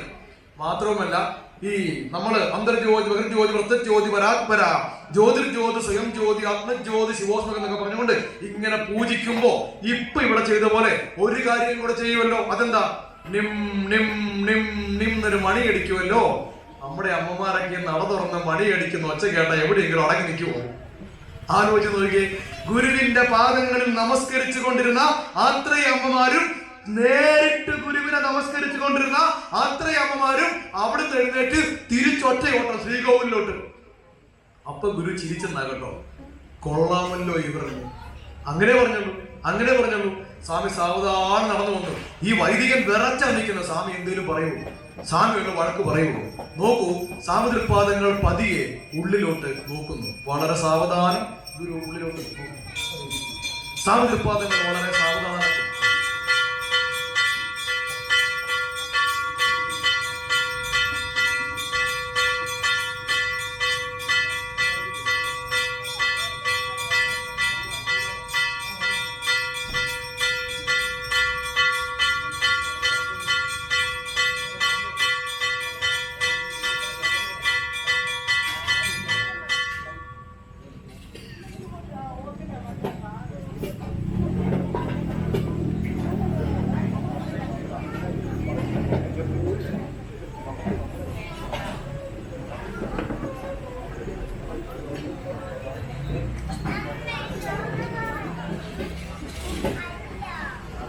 ഞാനിപ്പോ അങ്ങോട്ട് പറഞ്ഞു വെച്ചോളൂ, മണിയടി കേട്ടാൽ സെയിം കാര്യം അന്ന് സംഭവിച്ചത്. മഹാഗുരുവിന്റെ പാദങ്ങളിൽ നമസ്കരിച്ചുകൊണ്ടിരുന്നപ്പോ പെട്ടെന്ന് വൈദികൻ നിം നിം നിം ഗുരുവിന്റെ പാദങ്ങളിൽ നമസ്കരിച്ചുകൊണ്ടിരുന്നവര് ഒരൊറ്റ ഓട്ടം തിരിച്ച്. അപ്പോഴാ ഗുരു ചിരിച്ചുകൊണ്ട് പറഞ്ഞേ, ഇവർ കൊള്ളാമല്ലോ എന്ന്. സാവധാനം ഗുരു നടന്നു വന്നപ്പോ ഈ വൈദികൻ വിറച്ചു പോയപ്പോ അദ്ദേഹം ഇങ്ങനെ, നീ സ്വാമിയുടെ വഴക്ക് പറയുമോ? ഇങ്ങനെയാണോ വിളക്ക് വെക്കേണ്ടത്? ഇങ്ങനെയാണോ പൂജിക്കേണ്ടത്? ഇനി പൂജിക്കാൻ തന്നെ പറ്റുമോ? വൈദികനാകെ പേടിച്ചു പോയ സമയത്ത് ഗുരു അകത്തോട്ട് നോക്കിയിട്ട് പറഞ്ഞു, ഇവന്മാർ കൊള്ളാമല്ലോ, നമുക്കാണെങ്കിൽ നന്നായി വിശക്കുന്നു. ദാ നോക്കൂ, നമ്മുടെ ചിത്രത്തിന് ഇവന്മാർ പാലും പഴവും പാൽപായസം കൊടുത്തേക്കുവാണ്. അങ്ങനെ ഗുരു പറഞ്ഞേ. അപ്പോ ഗുരു പുഷ്പാഞ്ജലി, മഹാഗുരുവിനെ പൂജിക്കുന്നത്, മഹാഗുരുവിന്റെ ചിത്രത്തിന് മുൻപിൽ നിലവിളക്കി കൊളുത്തി പ്രാമാണികമായി അവർ എന്താണ് അവിടെ നിവേദ്യം വെച്ചുകൊണ്ട് പൂജിക്കുന്നത് ഗുരു നേരിട്ട് കണ്ടതിന്റെ ചരിത്രമാണ് പറഞ്ഞത്. നിങ്ങൾ കോലത്തുകരെ പോയി അന്വേഷിച്ചാൽ മതി. അഭിമാനത്തോടു കൂടി അവർ പറയും, അഭിമാനത്തോടു കൂടി ഈ കോലത്തുകരയിലെ കുരുക്ഷേത്രത്തിൽ സ്വാമിതൃപാദങ്ങളെ പൂജിക്കുന്നത് സ്വാമി നേരിട്ട് കണ്ട ചരിത്രം നോക്കൂ. അപ്പൊ ഇത് ഗുരു നേരിട്ട് കണ്ട കാര്യമാണ്. തീർന്നില്ല, അന്ന് അവിടെ കൂടിയിരുന്ന അത്രയും അമ്മമാർക്കും ശ്രീനാരായണ പരമഹംസ ഭഗവാൻ സ്വാമിതൃപാദങ്ങൾ നേരിട്ട് ഗുരുപൂജയുടെ പ്രസാദം കൊടുക്കുകയും ചെയ്തു. നമുക്കാർക്കോ ഭാഗ്യം ഉണ്ടായില്ല അങ്ങനെ ഗുരുവിന്റെ കയ്യിൽ നിന്നും ഗുരുപുഷ്പാഞ്ജലിയുടെ പ്രസാദം നേരിട്ട് വാങ്ങുവാൻ. പ്രിയപ്പെട്ട, ഇതൊക്കെ ഉള്ള കാര്യങ്ങളാണ്. ഇതെല്ലാം ഉണ്ടായിട്ടാണ് മഹാഗുരുവിന്റെ ഉപാസനയെ, മഹാഗുരുവിന്റെ ആരാധനാ ചരിത്രത്തെ നാം ആ രീതിയിൽ മനസ്സിലാക്കാത്തത്. ഇനി വളരെ എളുപ്പത്തിൽ നമുക്ക് ഓർക്കാവുന്ന മറ്റൊരു സ്ഥലം കൂടി ഞാൻ പറയാം. കോട്ടയത്തെ നാഗമ്പടം മഹാദേവ ക്ഷേത്ര സന്നിധി. സ്വാമിതൃപാദങ്ങൾ എപ്പോഴെല്ലാം നാഗമ്പടത്ത് വന്നാലും മഹാഗുരു ഇരിക്കുന്നത് ആ തേൻ മാവിന്റെ ചുവട്ടിലായിരിക്കും. നിങ്ങളിന്ന് ആ കോട്ടയം വഴി വരുമ്പോൾ നാഗമ്പടത്ത് നിന്ന് കയറണേ. പിന്നെ നാഗമ്പടത്ത് തൊഴുതൊക്കെ കഴിഞ്ഞിട്ട് നിങ്ങൾ ആ തേന്മാവിന്റെ ചുവട്ടി വരണം. അവിടെ ഒരു 5 മിനിറ്റ് നിൽക്കണം. എന്നിട്ട് ഞാൻ ഈ പറയുന്ന കാര്യങ്ങൾ മനസ്സിൽ ഓർക്കണം. ഗുരു നാഗമ്പടത്തിരിക്കുമ്പോ ആ തേന്മാവിന്റെ ചുവട്ടിലാവും ഇരിക്കുക. സ്വാമി എപ്പോ ഇരുന്നാലും മീനച്ചിലാർ ഗുരുവിന്റെ പുറകിലായിരിക്കും. എന്ന് പറഞ്ഞാൽ ഗുരു ആറിലേക്ക് നോക്കി ഇരിക്കാറില്ല. അത് എന്തുകൊണ്ടാണെന്ന് സ്വാമിക്ക് മാത്രമേ അറിയൂ. അതിനകത്തേക്ക് എന്തെങ്കിലും എനർജി ഫ്ലോയോ ഒക്കെ ഉണ്ടായിരിക്കും. കാരണം ഗുരു ഇതെല്ലാം വളരെ സയന്റിഫിക് ആയി മാത്രം ചെയ്യുന്ന ഒരാളാണ്. മഹാഗുരുവിന്റെ പുറകിലാകും മീനച്ചിലാറ്. ഗുരു വടക്കോട്ട് നോക്കിയായിരിക്കും ഇരിക്കാറ്. എന്ന് പറഞ്ഞാൽ എറണാകുളം ഭാഗത്തോട്ട്. ഇപ്പോ മാതൃഭൂമിയുടെ കോട്ടയം ബ്യൂറോ ഒക്കെ ഉള്ള ചെമ്പരത്തിമൂട് എന്നൊക്കെ സ്ഥലത്തിന് പറയും. നാഗമ്പട അമ്പലത്തിന്റെ ബാക്ക് എൻഡ് സൈഡാണത്. അവിടേക്ക് നോക്കിയാണ് സാമുദ്രപാദങ്ങൾ ഇരിക്കാറുള്ളത്. ഗുരു അവിടെ വരുമ്പോ അന്നത്തെ നാഗമ്പട ക്ഷേത്രത്തിന്റെ മേൽശാന്തി P.K. ഗോപാലൻ തന്ത്രി മഹാഗുരുവിന്റെ പാദങ്ങൾ ഒരു പീഠത്തിലേക്ക് എടുത്തു വെക്കും. ആ പീഠത്തിൽ വെള്ളി കൊണ്ടുള്ള ഒരു താരം ഉണ്ടാക്കും. ആ താരത്തിലേക്ക് ഗുരുവിന്റെ പാദങ്ങൾ എടുത്തു വെക്കും. മഹാഗുരുവിന്റെ പാദങ്ങൾ തീർത്ഥമൊഴിച്ചു കഴുകും ജനം. ആ കഴുകി വരുന്ന ജലം തീർത്ഥമായി കുടിക്കുവാൻ ആളുകൾ ക്യൂ നിൽക്കുമായിരുന്നു നാഗമ്പടത്ത്. നിങ്ങൾ അന്വേഷിച്ചാൽ മതി. ഇതൊക്കെ ഉള്ള കാര്യങ്ങളാ. ഇതെല്ലാം ഉണ്ടായിട്ടാ ഈ പറയുന്നത് മഹാഗുരു ഇങ്ങനെ സമ്മതിക്കുമായിരുന്നു. സാമുദ്രപാദങ്ങൾ ഇത്തരത്തിൽ ആരാധന സമ്മതിക്കുമായിരുന്നോ? ഗുരുവിന്റെ പാദങ്ങൾ കഴുകി വരുന്ന തീർത്ഥം കുടിക്കുവാൻ നാഗമ്പടത്തെ ആളുകൾ ക്യൂ നിൽക്കും. ഇതൊക്കെ ഇല്ലാത്ത ആളുകളൊന്നുമല്ല. P.K. ഗോപാലൻ തന്ത്രി അദ്ദേഹം എഴുതിയ ആത്മകഥയാണ് പൂർവ്വകാല സ്മരണകൾ. അതിൽ പ്രിന്റ് ചെയ്തിരിക്കുന്ന കാര്യങ്ങളാ. ഈ P.K. ഗോപാലൻ തന്ത്രിയെ ഒരു 50 വയസ്സിന് മുകളിൽ പ്രായമുള്ള ആളുകൾക്ക് പെട്ടെന്ന് തിരിച്ചറിയാൻ പറ്റും.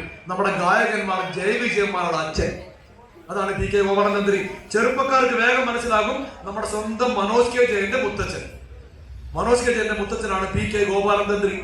അദ്ദേഹം നാഗമ്പട മഹാദേവ ക്ഷേത്രത്തിൽ മേൽശാന്തി ആയിരിക്കുമ്പോ മഹാഗുരുവിനെ പൂജിച്ച് ആരാധിച്ച ഒരു വലിയ ചരിത്രമാണ് പറഞ്ഞത്. അപ്പൊ മഹാഗുരു ആരാധനാമൂർത്തി തന്നെയാണ്.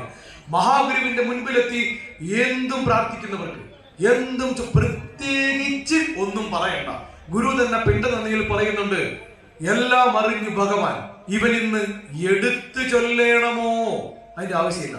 നിങ്ങൾ മഹാഗുരുവിന്റെ മുൻപിലെത്തി ഹൃദയം കൊണ്ട് ഗുരുവിനെ നമസ്കരിച്ചാൽ മതി.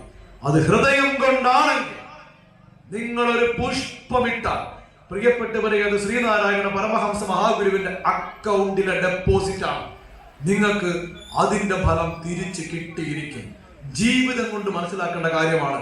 ഇതെത്ര പറഞ്ഞു തന്നാലും, എത്ര പുസ്തകം വായിച്ചാലും, എത്ര ലേഖനം എഴുതിയാലും, എത്ര നമ്മൾ ഫിലിം ഷൂട്ട് ചെയ്ത് കാണിച്ചാലും ഒന്നും നാം ഉൾക്കൊള്ളുകയില്ല. മഹാഗുരു ജീവിതം കൊണ്ട് എക്സ്പീരിയൻസ് ചെയ്യേണ്ട ഒരു വലിയ അത്ഭുത ശക്തിയാണ്. നമ്മളുടെ സഹോദരനെ പിന്നെ ഭാഷ പറഞ്ഞാൽ ഞങ്ങളുടെ എല്ലാവരുടെയും ആധ്യാത്മിക ഡൈനോമയാണ് ശ്രീനാരായണ ഗുരു എന്ന് പറഞ്ഞത്. ഞങ്ങൾ എല്ലാവരുടെയും ആധ്യാത്മിക ഡൈനോമ. ശരിക്കും പറഞ്ഞാൽ അന്ന് ഡൈനോമ എന്ന് പറഞ്ഞത് കറണ്ട് ഉത്പാദിപ്പിക്കുന്ന ഒരു പുതിയ സാധനമായതെന്ന് പറഞ്ഞതാ. നമുക്കിപ്പോ പറഞ്ഞാൽ നമുക്ക് മറ്റൊരു ഭാഷ പറയാം. നമ്മുടെ എല്ലാവരുടെയും ഒരു റീചാർജിങ് സ്റ്റേഷനാണ് ഗുരു. നിങ്ങൾ ശിവഗിരിയിൽ പോണേ പ്രിയപ്പെട്ടവർ. വർഷത്തിൽ 4 തവണ ശിവഗിരി പോണേ. വർഷത്തിൽ 4 തവണ. സാധിക്കുമെങ്കിൽ എല്ലാ മാസവും പോകണം. സാധിക്കുന്നത് അത്ര എളുപ്പമല്ല. അതുകൊണ്ട് വർഷത്തിൽ 4 തവണ പോയാൽ മതി. ഒരു 3 മാസം കൂടുമ്പോ നിങ്ങൾ ശിവഗിരി മഠത്തിലൊന്ന് പോകണം. വലിയ തിരക്കില്ലാതെ ഉച്ച കഴിഞ്ഞ് വല്ലതും പോയാൽ മതി. അച്ഛനും അമ്മയും മക്കളും ഒക്കെ ചേർന്ന് പോണേ. നിങ്ങൾ അവിടെ ചെന്ന് മഹാസമാധിയുടെ ആ വൃത്താകൃതിയിലുള്ള വൃത്തത്തിലുള്ള പ്രദക്ഷിണ വഴിയിൽ നിങ്ങളത് പ്രദക്ഷിണം വെക്കണേ. അച്ഛൻ മകന്റെ കൈ പിടിച്ചുകൊണ്ട്, അമ്മ മകളുടെ കൈ പിടിച്ചുകൊണ്ട് ഓം ശ്രീനാരായണ പരമഗുരുവേ നമഃ, ഓം ശ്രീനാരായണ പരമഗുരുവേ നമഃ മാത്രം ജപിച്ചുകൊണ്ട് നടന്നു നോക്കി. വർഷത്തിൽ ഒരു 4 തവണ, 3 മാസം കൂടുമ്പോൾ ഒരിക്കൽ 4ഓ 5ഓ വയസ്സ് പ്രായമുള്ള നിങ്ങളുടെ മകന്റെ കൈ പിടിച്ചുകൊണ്ട് പ്രിയപ്പെട്ടവരെ ഇപ്പോൾ അങ്ങനെ നടക്കാൻ തുടങ്ങിയാൽ, കൃത്യമായി അവന്റെ കൈ പിടിച്ച് നടത്തി ശീലിപ്പിച്ചാൽ 20 വയസ്സാകുമ്പോ നിങ്ങൾ അവന്റെ കൈയെ കയറി പിടിച്ച് നടന്നാൽ അവൻ കൈ ഒതറിച്ച് പോവത്തില്ല. അമ്മ 20 വയസ്സുള്ള മകളുടെ കൈയെ പിടിക്കുമ്പോ എന്റെ കൈ വിടുന്നാളെ നമ്മൾ പറയും വേണം. അല്ലെങ്കിൽ തെരുതര ഫോൺ എടുത്തിട്ട് നീ എവിടെയാടാ എന്ന് വിളിച്ചു ചോദിക്കുമ്പോ ഈ തള്ളക്ക് ഇത് എന്തിന്റെ കേടാന്ന് അവൻ തിരിച്ച് ചോദിക്കും വേല.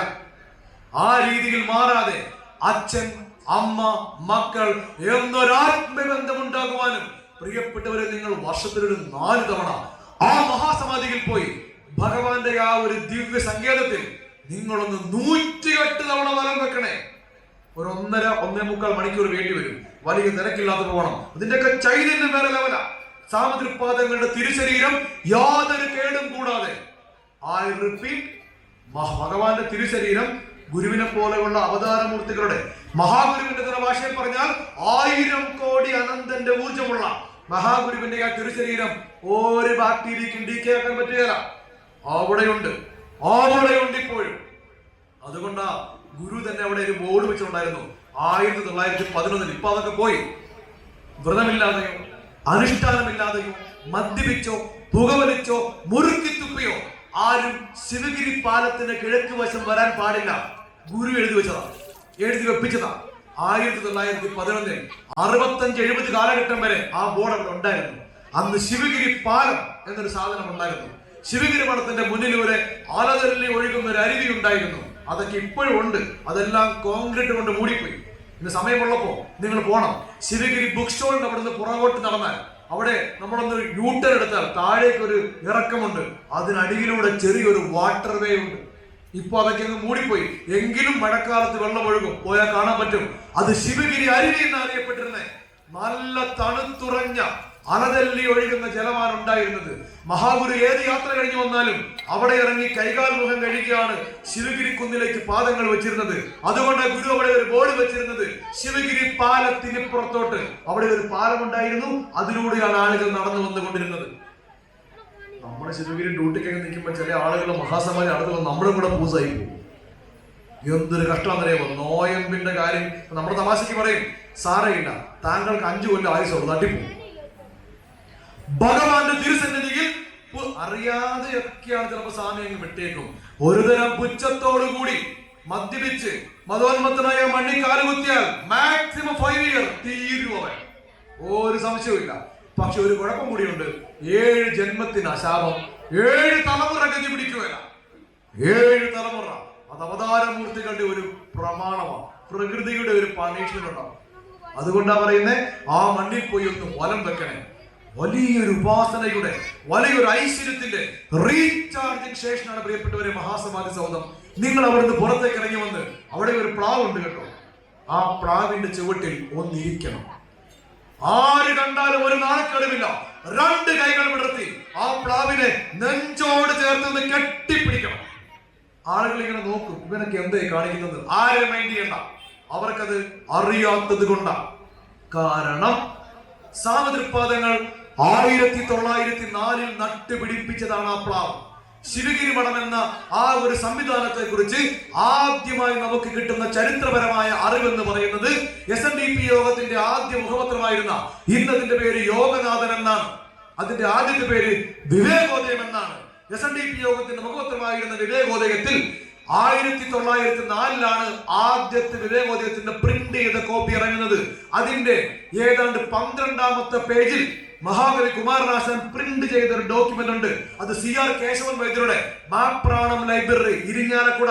അതായത് CR കേശവൻ വൈദ്യരുടെ മകൻ ലാൽ ചെറുപ്പത്തിൽ തന്നെ ന്യൂമോണിയ ബാധിച്ച് മരിച്ചുപോയ ലാലിന്റെ ഓർമ്മയിൽ അദ്ദേഹം ആരംഭിച്ച, നമ്മുടെ ചന്ദ്രിക സോപ്പിന്റെ CR കേശവൻ വൈദ്യർ അദ്ദേഹം ആരംഭിച്ച ലൈബ്രറിയാണ് ലാൽ മെമ്മോറിയൽ ലൈബ്രറി. അതിന്റെ നാട്ടുകാർ മാപ്രാണം ലൈബ്രറി എന്ന് പറയും. അവിടെ ഇന്നും വിവേകോദയത്തിന്റെ ആദ്യ പ്രതികൾ ബയൻഡ് ചെയ്ത് സൂക്ഷിച്ചിട്ടുണ്ട്.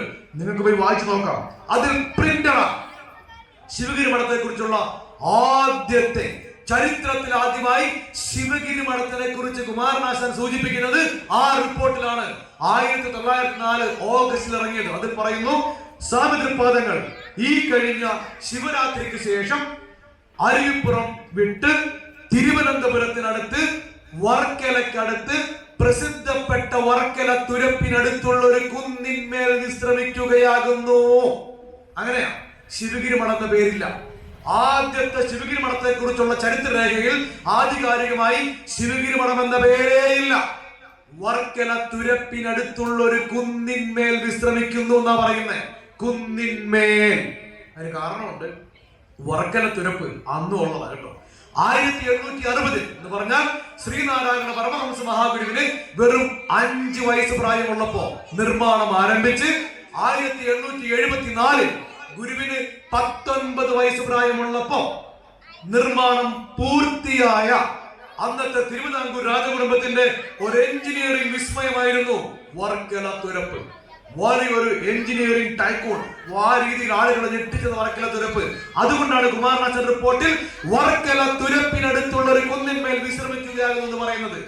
അവിടെ സാമൂതിരിപ്പാദങ്ങൾ പുതുതായി ഒരു മഠം സ്ഥാപിക്കുവാൻ ഉദ്ദേശിക്കുന്നു പറയുന്നത് കുമാരനാശാൻ. അടുത്ത വരിയാണ് നിങ്ങൾ ശ്രദ്ധിക്കേണ്ടത്.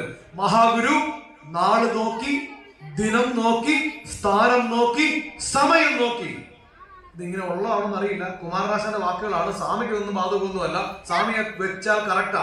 സ്വാമി സ്ഥാനവും ദിനവും സമയവും എല്ലാം നോക്കി 4 പ്ലാവുകൾ വെച്ച് പിടിപ്പിച്ചിരിക്കുന്നു. അവിടെ മഹാഗുരു പുതുതായി ഒരു പൂന്തോട്ടം നിർമ്മിക്കുവാൻ ആരംഭിച്ചിരിക്കുന്നു. എന്നൊക്കെയാ പച്ചക്കറിത്തോട്ടം ആളുകളെ കൊണ്ട് വേല ചെയ്യിച്ച് സ്ഥാപിക്കുന്നു. ഇങ്ങനെ കുമാരനാശൻ പറഞ്ഞു പോവാ. അതിൽ 4 പ്ലാവുകൾ എന്ന് പറയുന്നു. ആ 4 പ്ലാവിൽ 3 പ്ലാവ് ഒരുപക്ഷെ ശിവഗിരിക്കും പരിസരത്തും ഒക്കെ ഉണ്ടായിരിക്കാം, നമുക്ക് എവിടാന്ന് അറിയില്ല. ഈ പ്ലാവ് എല്ലാവർക്കും അറിയാം. മഹാസമാധിക്ക് മുന്നിൽ നിൽക്കുന്ന ആ പ്ലാവ് 1904 ശ്രീനാരായണ പരമഹംസ മഹാഗുരു തൃക്കരങ്ങൾ കൊണ്ട് നട്ടുപിടിപ്പിച്ച് ഗുരു പരിപാലിച്ച് വെള്ളമൊഴിച്ച് സംരക്ഷിച്ചതാണ് ആ പ്ലാവ്. 1904 100, 2004 20, 2024 120 വർഷം പഴക്കമുള്ളത് ആ പ്ലാവ്. ഗുരു ഒരു കുഞ്ഞു തയ്യായിരിക്കുമ്പോൾ നട്ടുപിടിപ്പിച്ച് 120 വർഷം പഴക്കമുള്ള പ്ലാവ്. നിങ്ങൾ എല്ലാവരുടെയും മനസ്സ് ആ പ്ലാവിന്റെ മുൻപിൽ ഒന്ന് എത്തുകയാണെങ്കിൽ ഒന്ന് സങ്കല്പിച്ച് നോക്കണം. ഏതാണ്ട് ഒരു 27-28 അടി, 30 അടികൾ താഴെ ഉയരമുള്ള ആ പ്ലാവിന്റെ അവസാനത്തെ ഒരു 8-9 അടി മാത്രമേ നിങ്ങൾ കാണുന്നുള്ളൂ. നിങ്ങൾക്ക് വേണമെങ്കിൽ താഴെ നിന്നുകൊണ്ട് അതിന്റെ ചക്കയെ തൊടാം. കാരണം ഈ ട്രങ്ക് ഇങ്ങനെ അതിന്റെ ആ വേരിൽ നിന്നും ട്രങ്ക് ഇങ്ങനെ മേളി വന്നിട്ട് 2ആയി പിരിയുന്ന ഭാഗം മാത്രമേ മേളിലുള്ളൂ. ബാക്കി എന്ത് ചെയ്യും? താഴെ തന്നെയുണ്ട്. അതിന്റെ വേരിൽ തൊട്ടുകൊണ്ടാ ഗുരുവിന്റെ തിരുശരീരം അവിടെ ഇരിക്കുന്നേ. അതുകൊണ്ടാ പറയുന്നത് അവിടെ പോയി ആ പ്ലാവിനെ ഒന്ന് കെട്ടിപ്പിടിച്ച് ആലിംഗനം ചെയ്യണമെന്ന്. പ്രിയപ്പെട്ടവരെ, മഹാസമാധി മന്ദിരം നിർമ്മിക്കുവാൻ ആ കുന്ന് ഇടിച്ചു, അത് പരിമപ്പെടുത്തി പാകപ്പെടുത്തി. ശിവഗിരി നമ്മളിപ്പോൾ കാണുന്ന മഹാസമാധി മന്ദിരത്തിന്റെ പ്ലാനും ഡിസൈനും എസ്റ്റിമേറ്റും ഒക്കെ തയ്യാറാക്കിയത് മലയാളിയല്ല, അദ്ദേഹം ഒരു മഹാരാഷ്ട്രക്കാരനാണ്. മഹാരാഷ്ട്രയിൽ രത്നഗിരി ജില്ലയിൽ ജനിച്ച് വളർന്ന LM ചിറ്റ്ലെ എന്ന് പറഞ്ഞാൽ ലക്ഷ്മൺ മഹാദേവ ചിറ്റ്ലെ. അദ്ദേഹം പിന്നീട് ബറോഡയിലെ രാജാവായിരുന്ന ശിവാജി റാവു എന്ന് പറയുന്ന അന്നത്തെ അദ്ദേഹം ഒരു വലിയ ജാതി ചിന്തക്കെതിരുള്ള ആളായിരുന്നു. ഏറ്റവും ജാതികൾ കീഴശ്രേണിയുള്ള ആളുകളെ എടുത്തു വളർത്തി പഠിപ്പിക്കുന്ന ആളായിരുന്നു. അങ്ങനെ എടുത്തു പഠിപ്പിച്ച് ലണ്ടൻ ബ്രിട്ടീഷ് സ്കൂൾ ഓഫ് ആർക്കിടെക്ചറിൽ അഡ്മിഷൻ കിട്ടിയ ആദ്യ ഇന്ത്യക്കാരനാ. അവിടുന്ന് മടങ്ങി വന്നിട്ട് ആദ്യമായി മദ്രാസിൽ LM ചിറ്റ്ലെ ഫൗണ്ടേഷൻ എന്ന് പറയുന്ന ഒരു സ്ഥാപനം ആരംഭിച്ച, ഒരു ആർക്കിടെക്ചർ കൺസൾട്ടൻസി ആരംഭിച്ച ആദ്യ ഇന്ത്യക്കാരനാ. ആ കാലത്ത് ഇന്ത്യയിലെ അമ്പരചുംബികളായ എല്ലാ കെട്ടിടങ്ങളും, അന്ന് വലിയ ബിൽഡിങ്ങുകളൊന്നും ഇല്ല, 10 നിലയൊക്കെ അന്നത്തെ ഇന്ത്യയിലെ മഹാത്ഭുതമാണ്. ഇന്ത്യയിലെ ആ കാലത്ത് സൗത്ത് ഇന്ത്യയിലെ ഏറ്റവും വലിയ കെട്ടിടം എന്ന് പറയുന്നത് 27 നിലയുള്ള LIC ബിൽഡിംഗ് ആയിരുന്നു. അതിന്റെ ഡിസൈൻ തയ്യാറാക്കിയത് LM ചിറ്റ്ലെയ. ആ LM ചിറ്റ്ലെ തന്നെയാണ് ശിവഗിരി മഹാസമാധി മന്ദിരത്തിന്റെ പ്ലാൻ എസ്റ്റിമേറ്റ് തയ്യാറാക്കിയത്. നിങ്ങൾക്ക് എല്ലാവർക്കും എളുപ്പത്തിൽ ഓർമ്മ വരെ ഞാൻ ഒരു സിനിമയുടെ സംഭവം പറയാം. നമ്മുടെ ഈ മോഹൻലാലും ശ്രീനിവാസനും കൂടെ ഒരു സായിപ്പിനെ പിടിക്കാൻ വേണ്ടി അമേരിക്കയിൽ പോകുന്ന ഒരു സിനിമയുണ്ട്. എന്റെ പേര് ഞാൻ മറന്നുപോയി. അവിടെ പോയി ഇവര് സായിപ്പിനെ പിടിക്കാതെ 2 പേരും കറങ്ങി അടിച്ച് പാട്ടും പാടി നടക്കുന്ന ഒരു സിനിമയൊക്കെ ഉണ്ട്. അപ്പൊ ആ പാട്ട് തീരുമ്പോ ആ പാട്ട്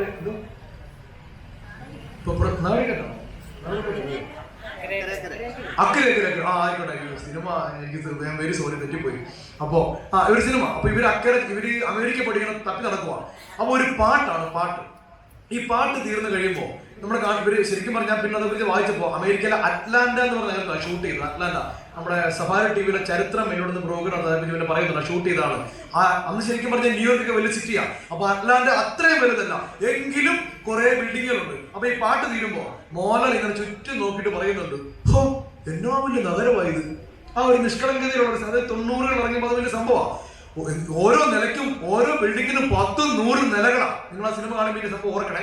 എന്നിട്ട് മോഹൻലാൽ പറയുന്ന ഓരോ ബിൽഡിങ്ങിനും 100 കണക്കിന് മുറികളും.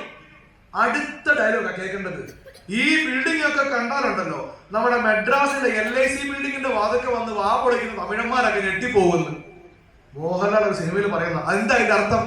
ആ സമയത്ത് സൗത്ത് ഇന്ത്യയിലെ ഏറ്റവും വലിയ ബിൽഡിംഗ് ആണ് LIC ബിൽഡിംഗ്. ആ ബിൽഡിംഗ് ഡിസൈൻ ചെയ്തതും പണിതതും LM ചിറ്റ്ലെയ. അതുകൊണ്ടാണ് ഞാൻ പറഞ്ഞത്, ആ വ്യക്തി തന്നെയാണ് മഹാസമാധി മന്ദിരവും ഡിസൈൻ ചെയ്തത്. നിങ്ങൾ അറിയണം കേട്ടോ. അന്ന് അങ്ങനെ പുറത്തുനിന്നും ആളുകളെ കൊണ്ടുവന്നിട്ടാ ശിവഗിരി മഹാസമാധി മന്ദിരത്തിന്റെ പ്ലാൻ എസ്റ്റിമേറ്റ് തയ്യാറാക്കിയേ. നിങ്ങൾക്കറിയാമോ, സഹോദരയ്യപ്പൻ അവിടെ നിന്നിട്ട മഹാസമാധിക്ക് ചുറ്റുമുണ്ടായിരുന്ന സകല മരങ്ങളും വെട്ടിവൃത്തിയാക്കിയത്, മഹാസമാധി മന്ദിരത്തിൽ ഇടിച്ചു നിരത്തി വെടിപ്പാക്കിയത്. പക്ഷേ ഈ പ്ലാവെ തൊട്ടില്ല. എല്ലാം ചെട്ടിലെ പ്ലാനും എസ്റ്റിമേറ്റ് ഡിസൈനും തയ്യാറാക്കുമ്പോ ഈ പ്ലാവിന്റെ ഒരിലയ്ക്ക് പോലും ഒരു കേടില്ലാതെയാ അതിന്റെ പ്ലാനും എസ്റ്റിമേറ്റും തയ്യാറാക്കിയത്. എന്താ കാരണം?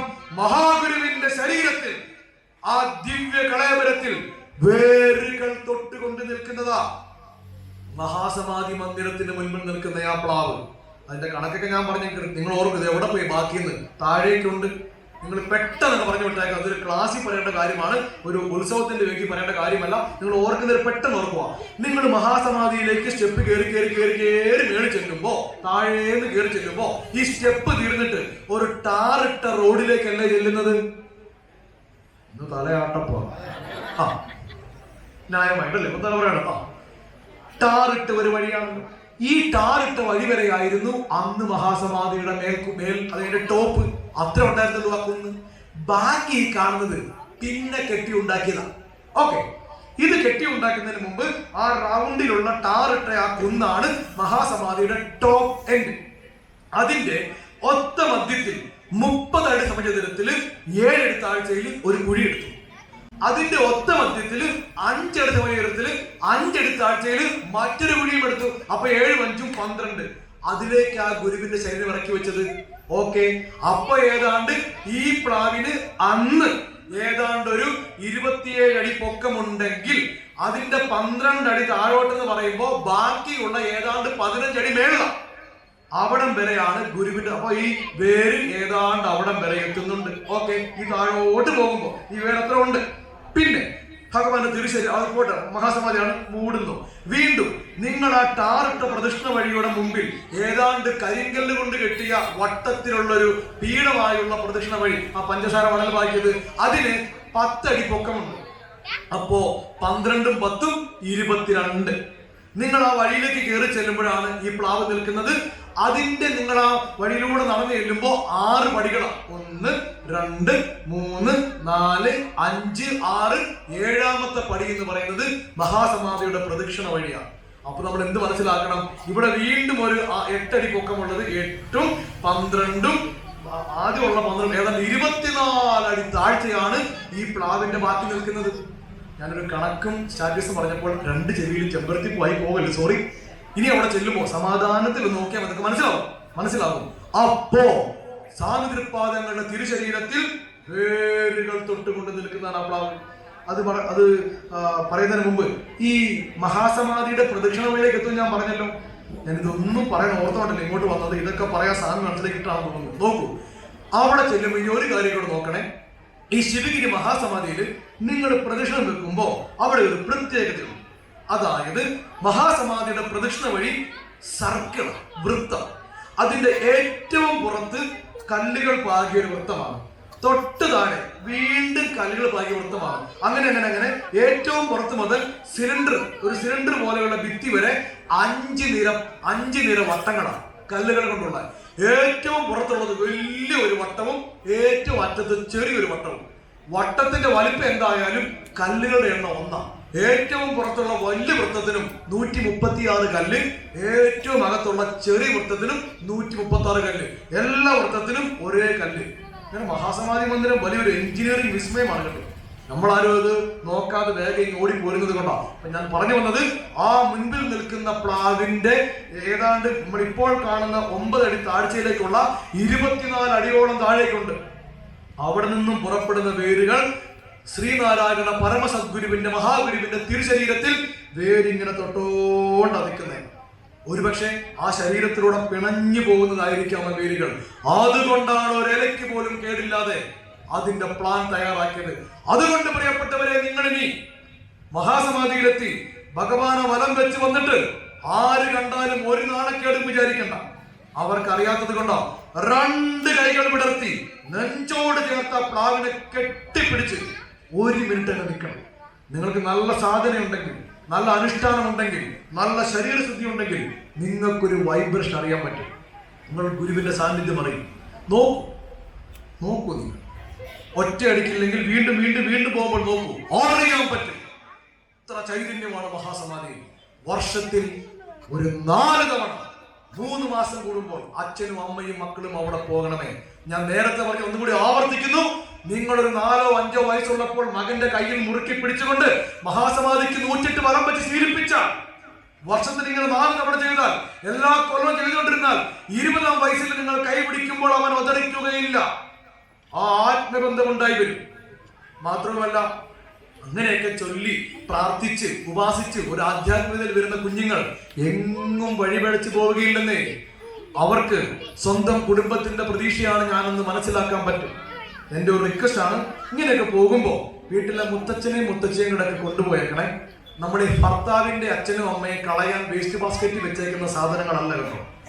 അവരെ കൂടെ ഒക്കെ ഒന്ന് കൊണ്ടുപോകണം. നമ്മൾ മുത്തച്ഛനും മുത്തച്ഛനും അങ്ങ് ചവിട്ടും, അവരെ കൊണ്ടുപോകുന്നില്ല. അത് നല്ലതല്ല. നമ്മൾ നമ്മുടെ അച്ഛനോടും അമ്മയോട് എങ്ങനെ പെരുമാറുന്നോ അത് കണ്ടാണ് മക്കൾ നമ്മളോട് പെരുമാറുന്നത്. ഒരു രസകരമായ കഥ അതിനെ കുറിച്ചുണ്ട്. ഒരു വീട്ടില് മുത്തച്ഛി മരിച്ചുപോയി. മുത്തച്ഛൻ മാത്രമേ ഉള്ളൂ. വലിയ രോഗമാ. ഈ പുള്ളിയും കൂടെ എങ്ങനെയെങ്കിലും തട്ടിപ്പോവാണെങ്കിൽ കാര്യങ്ങൾ എളുപ്പമാവുമല്ലോ എന്ന് ഓർത്ത് ഇവരിക്കുന്നത്.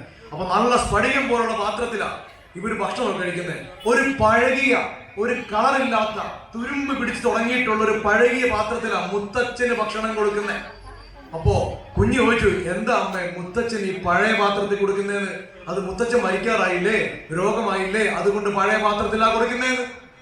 കുറെ നാൾ കഴിഞ്ഞു, മുത്തച്ഛൻ മരിച്ചു.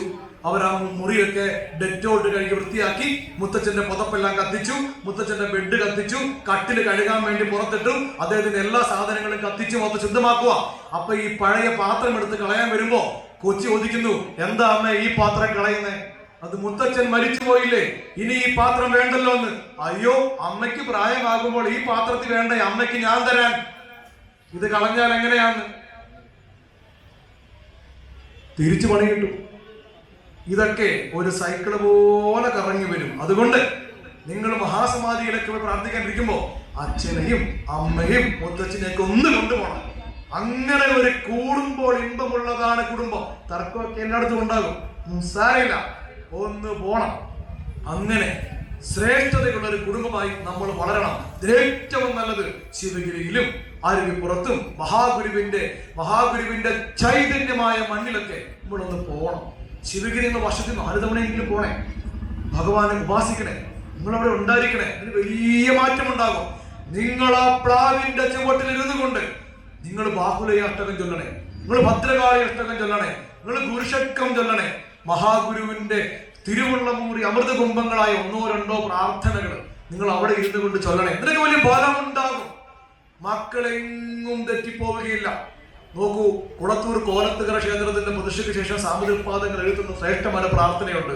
കാലാശ്രയം എന്നായി അണയുന്നോർക്ക് അനുകൂലൻ, ബാലാക്ഷൻ അധർമ്മിഷ്കരിൽ ഏറ്റവും പ്രതികൂല. നല്ല പ്രാർത്ഥനയാ. അതിൽ ഒരു വരിയുണ്ട് കേട്ടോ, നമ്മൾ നമ്മുടെ മക്കളെ കൊണ്ട് ചെറുപ്പം മുതൽ ചൊല്ലി ശീലിപ്പിക്കണം. എപ്പോ വന്നാലും മഹാഗുരുവിന്റെ മുൻപിലാണെങ്കിലും എവിടെയാണെങ്കിലും ചൊല്ലിക്കേണ്ട ശ്രേഷ്ഠമായ ഒരു വരിയുണ്ട്. ഈ ലോചനമാം ഇന്ദ്രിയം ഏതെങ്കിലും ഒന്നിങ്ങി ആലോചന കൂടാതെ അബദ്ധത്തിങ്കൽ അണഞ്ഞാൽ ആ ലാക്കിലുടൻ സന്മതി തോന്നിക്കുകരിക്കൻ കോലത്തുകര കോവിൽ വാഴും ഭഗവാനെ. ചൊല്ലിക്കണേ. ചെറുപ്പം മുതൽ നിങ്ങൾ നിങ്ങളുടെ മക്കളെ കൊണ്ട് ചൊല്ലിക്കണം. ഈ ലോചനമാം ഇന്ദ്രിയം ഏതെങ്കിലും ഒന്ന്, കണ്ണോ ചെവിയോ നാക്കോ, ഏതെങ്കിലും ഒരു ഇന്ദ്രിയം, ഒരു കാഴ്ച കണ്ടോ, ഒരു ടേസ്റ്റ് അറിഞ്ഞോ, ആലോചന കൂടാതെ വീണ്ടും വിചാരമില്ലാതെ അബദ്ധത്തെങ്കലണഞ്ഞാൽ, തെറ്റായ വഴിയെ പോയാൽ ആലാക്കിൽ അപ്പോൾ തന്നെ ഉടൻ സന്മതി തോന്നിക്കുക, എനിക്ക് നല്ല ബുദ്ധി തരണേ, കോലത്തുകര കോവിൽ വാഴും ഭഗവാൻ. അങ്ങനെ ചൊല്ലിയാലുണ്ടല്ലോ, ഒരു 5 വയസ്സ് പ്രായമുള്ളപ്പോൾ തൊട്ട് നമ്മുടെ മക്കളെ കൊണ്ട് ആലാക്കിലുടൻ സന്മതി തോന്നിക്കുക. അങ്ങനെ നിങ്ങൾ ചൊല്ലിച്ച് ശീലിപ്പിച്ചാൽ അവൻ 18 വയസ്സാകുമ്പോ അവന്റെ കൂട്ടുകാര് എടാ ഒരു സ്മോക്ക് എടുത്ത് നോക്കാന്ന് പറഞ്ഞ് വിളിച്ചാൽ അവൻ പോവുകയില്ല. അവനുടൻ സന്മതി തോന്നും. ഗുരുവിന്റെ വരികളാണ്, ഈശ്വരന്റെ വരികളാണ്. ചെയ്യിക്കണം. നമുക്ക് SNDP കുടുംബങ്ങൾക്ക് പ്രത്യേകതയുണ്ട്. അച്ഛനും അമ്മയും മക്കളും പ്രാർത്ഥിക്കുമ്പോൾ അച്ഛൻ TV കാണും, ഇല്ലേ പത്രം വായിക്കും. പ്രാർത്ഥന, ജപം, ധ്യാനം, അനുഷ്ഠാനം സ്ത്രീകൾക്ക് നമ്മൾ കൊട്ടേഷൻ കൊടുത്തേക്ക് പോവാം. വ്രതം നോക്കുക, താലപ്പൊലി എടുക്കുക, കുടുംബയോഗത്തിന് പോവുക, പ്രഭാഷണം കേൾക്കുക, ഇതെല്ലാം സ്ത്രീകളുടെ പരിപാടിയാണ്. അച്ഛനും അമ്മയും മക്കളും ഒക്കെ ഒന്നിച്ചിരുന്ന് പ്രാർത്ഥിക്കുന്ന ഒരു കുടുംബമുണ്ടെങ്കിൽ നിങ്ങൾ പ്രത്യേകിച്ച് ലോട്ടറി അടിക്കണേ, മകളെ കിട്ടിക്കണേ, മകനെ കിട്ടിക്കണേ, ലിസ്റ്റ് ഓഫ് ആഗ്രഹങ്ങളുമായിട്ട് പോകണ്ട. എല്ലാം വന്ന് ചേർന്നോളൂ. ഐശ്വര്യം നിങ്ങളുടെ വീട്ടിലേക്ക് വിരുന്നു വരും. നിങ്ങൾ വിളിച്ചു കേൾക്കണ്ട, എന്റെ ഭഗവാനെ അങ്ങനെ തരണേ, എന്റെ ഭഗവാനെ ഇങ്ങനെ തരണേ, ഒന്നും പറയണ്ട, ഒന്നും പറയണ്ട. പക്ഷെ നമ്മളതിന് ഉപാസിക്കുന്ന ഒരു സംവിധാനം ഉണ്ടാവണം. ഇടയ്ക്കിടയ്ക്കൊക്കെ അരുവിപ്പുറത്ത് പോകണം. സാമദ്രിപാദങ്ങൾ പോയ ഭഗവാൻ തപസ്സനുഷ്ഠിച്ചിട്ടുള്ള ആ ഗുഹയിൽ ഒന്നിരുന്ന് ജപിക്കണം. അച്ഛനും അമ്മയും മക്കളും ഒക്കെ ഒന്നിച്ച് ചെറുപ്പം മുതലേ ആ ഒരു ആധ്യാത്മികതയിൽ അവരെ വളർത്തിയെടുക്കണം. ടെററിസ്റ്റ് ആക്കാനല്ല പറഞ്ഞത്, ഗുരുഭക്തിയോടെ വളർത്തിയെടുത്താൽ മതി. സഹജീവികളെ സ്നേഹിക്കാൻ പഠിപ്പിച്ചാൽ മതി. ഒരാൾ വിശന്നിരിക്കുമ്പോ ചോറിന്റെ പകുതി അവർക്ക് കൊടുക്കാൻ തോന്നിയാൽ മതി. ഗുരുവിലേക്ക് കൊണ്ടുവന്ന് വളർത്തിയെടുത്താൽ അവരെങ്ങനെ ചെയ്യും, അവരെങ്ങനെ ചെയ്യും. ഒരു വയസ്സായ ഒരു അപ്പൂപ്പൻ ഒരു ബസ്സിൽ കയറി വരുമ്പോ അവൻ എഴുന്നേറ്റ് കൊടുത്തിട്ട് സീറ്റ് കൊടുക്കും, അല്ലാതെ താൻ അവിടെ പോയി ഇരിക്കണോന്ന് പറയത്തില്ല, പറയുകയില്ല. ആ രീതിയിൽ ഒരു കരുണയുള്ള, കൃപയുള്ള ഒരു തലമുറയെ വളർത്തിയെടുക്കുവാൻ ഇതൊക്കെ മാർഗം. പിന്നെ അവരെങ്ങും പോവുകയില്ല. അതിനാണ് ആരാധനാമൂർത്തിയായ ഗുരു എന്നൊരു ടോപ്പിക് തന്നെ. നാം ഗുരുവിനെ ഉപാസിക്കണം, നാം ഗുരുവിനെ വിശ്വസിക്കണം. അപ്പോ അത് കണ്ടു മക്കൾ വരും. പറഞ്ഞു കൊടുക്കണം. നിങ്ങൾ ഗുരുവിനെല്ലാം വിവിധ ടോപ്പിക്കുകൾ. ഇപ്പോ നമ്മൾ നേരത്തെ പറഞ്ഞ കളവങ്കോടം അർദ്ധനാരീശ്വരം ചോദിച്ച നമ്മുടെ അമ്മമാരൊക്കെ പറയാം, കളവങ്കോടത്ത് കണ്ണാടിയാണ്. കണ്ണാടിയല്ല, കണ്ണാടിയല്ല. ഗുരു എങ്ങും കണ്ണാടി വെച്ചിട്ടൊന്നുമില്ല. കണ്ണാടിയുടെ രസം ചുരണ്ടി ഓമിനെയാണ്, ഓംകാരത്തെയാണ് ഗുരു പ്രതിഷ്ഠിച്ചത്. എന്നാ പിന്നെ ഉല്ലല ഓംകാരേശ്വരത്തെ പ്രതിഷ്ഠ കഴിഞ്ഞിട്ട് ഗുരു ഉല്ലല കണ്ണാടീശ്വരൻ എന്ന് പേരിട്ട പോരായിരുന്നു. അതിന്റെ സ്വാമി ഇട്ട പേര് ഓംകാരേശ്വരൻ. ചേർത്തലയില് കളവങ്കോടം ആർദ്ധനാരീശ്വരൻ ചുമ്മാ പറയുന്നതല്ല. 1927 ജൂണിലായി പ്രതിഷ്ഠയൊക്കെ 4 ക്ഷേത്രങ്ങളാണ്. ഇതെല്ലാം വ്യക്തമായ ചരിത്രമുണ്ട്, വ്യക്തമായ ബാക്ക് എൻഡ് സ്റ്റോറികളുണ്ട്. നാം ഇതൊന്നും അറിയാതെ അറ്റം മാത്രം പറയും. നമ്മുടെ അമ്മമാർക്കാണ് പണ്ടൊരു പാട്ടുണ്ട്, എന്നാ കളവങ്കോട്ടങ്ങ് കണ്ണാടിയും ആലുവയാറ്റിൻ കരയിലായി, അങ്ങനെയല്ലേ, ആലുവയാറ്റിൻ കരയിലായി അദ്വൈത സ്ഥാപിച്ച ദൈവം ആരാണ്ട് ചൊല്ലി ഏതാണ്ടെല്ലാം പ്രാർത്ഥന പൊളിച്ചങ്ങ് അടുക്കിയേക്കുക. അത് നിരന്തരമായിട്ട് നമ്മുടെ ശിവഗിരി മഠത്തിന്റെ ബുക്സോട് അമ്മമാർ ചോദിക്കുന്ന ചോദ്യമാണ്, ഈ ഞങ്ങളുടെ കുടുംബത്തിലെ അമ്മണിയമ്മ പാടുന്ന ഒരു പാട്ടുണ്ടായിരുന്നു, അതുണ്ടോന്ന്. പിന്നെ ഇത്രയും പുസ്തകം നിരത്തി വെച്ചാലും അതൊന്നും വേണ്ട. എന്റെ വെച്ച പ്രാർത്ഥന ബുക്കുണ്ട്, പ്രാർത്ഥന ബുക്ക് ഏതമ്മേ, ഒരു 10 രൂപയുടെ പ്രാർത്ഥനാ ബുക്ക്, 10 രൂപയുടെ പ്രാർത്ഥനാ ബുക്ക്, അതിനകത്ത് എന്നതാണെന്നില്ല.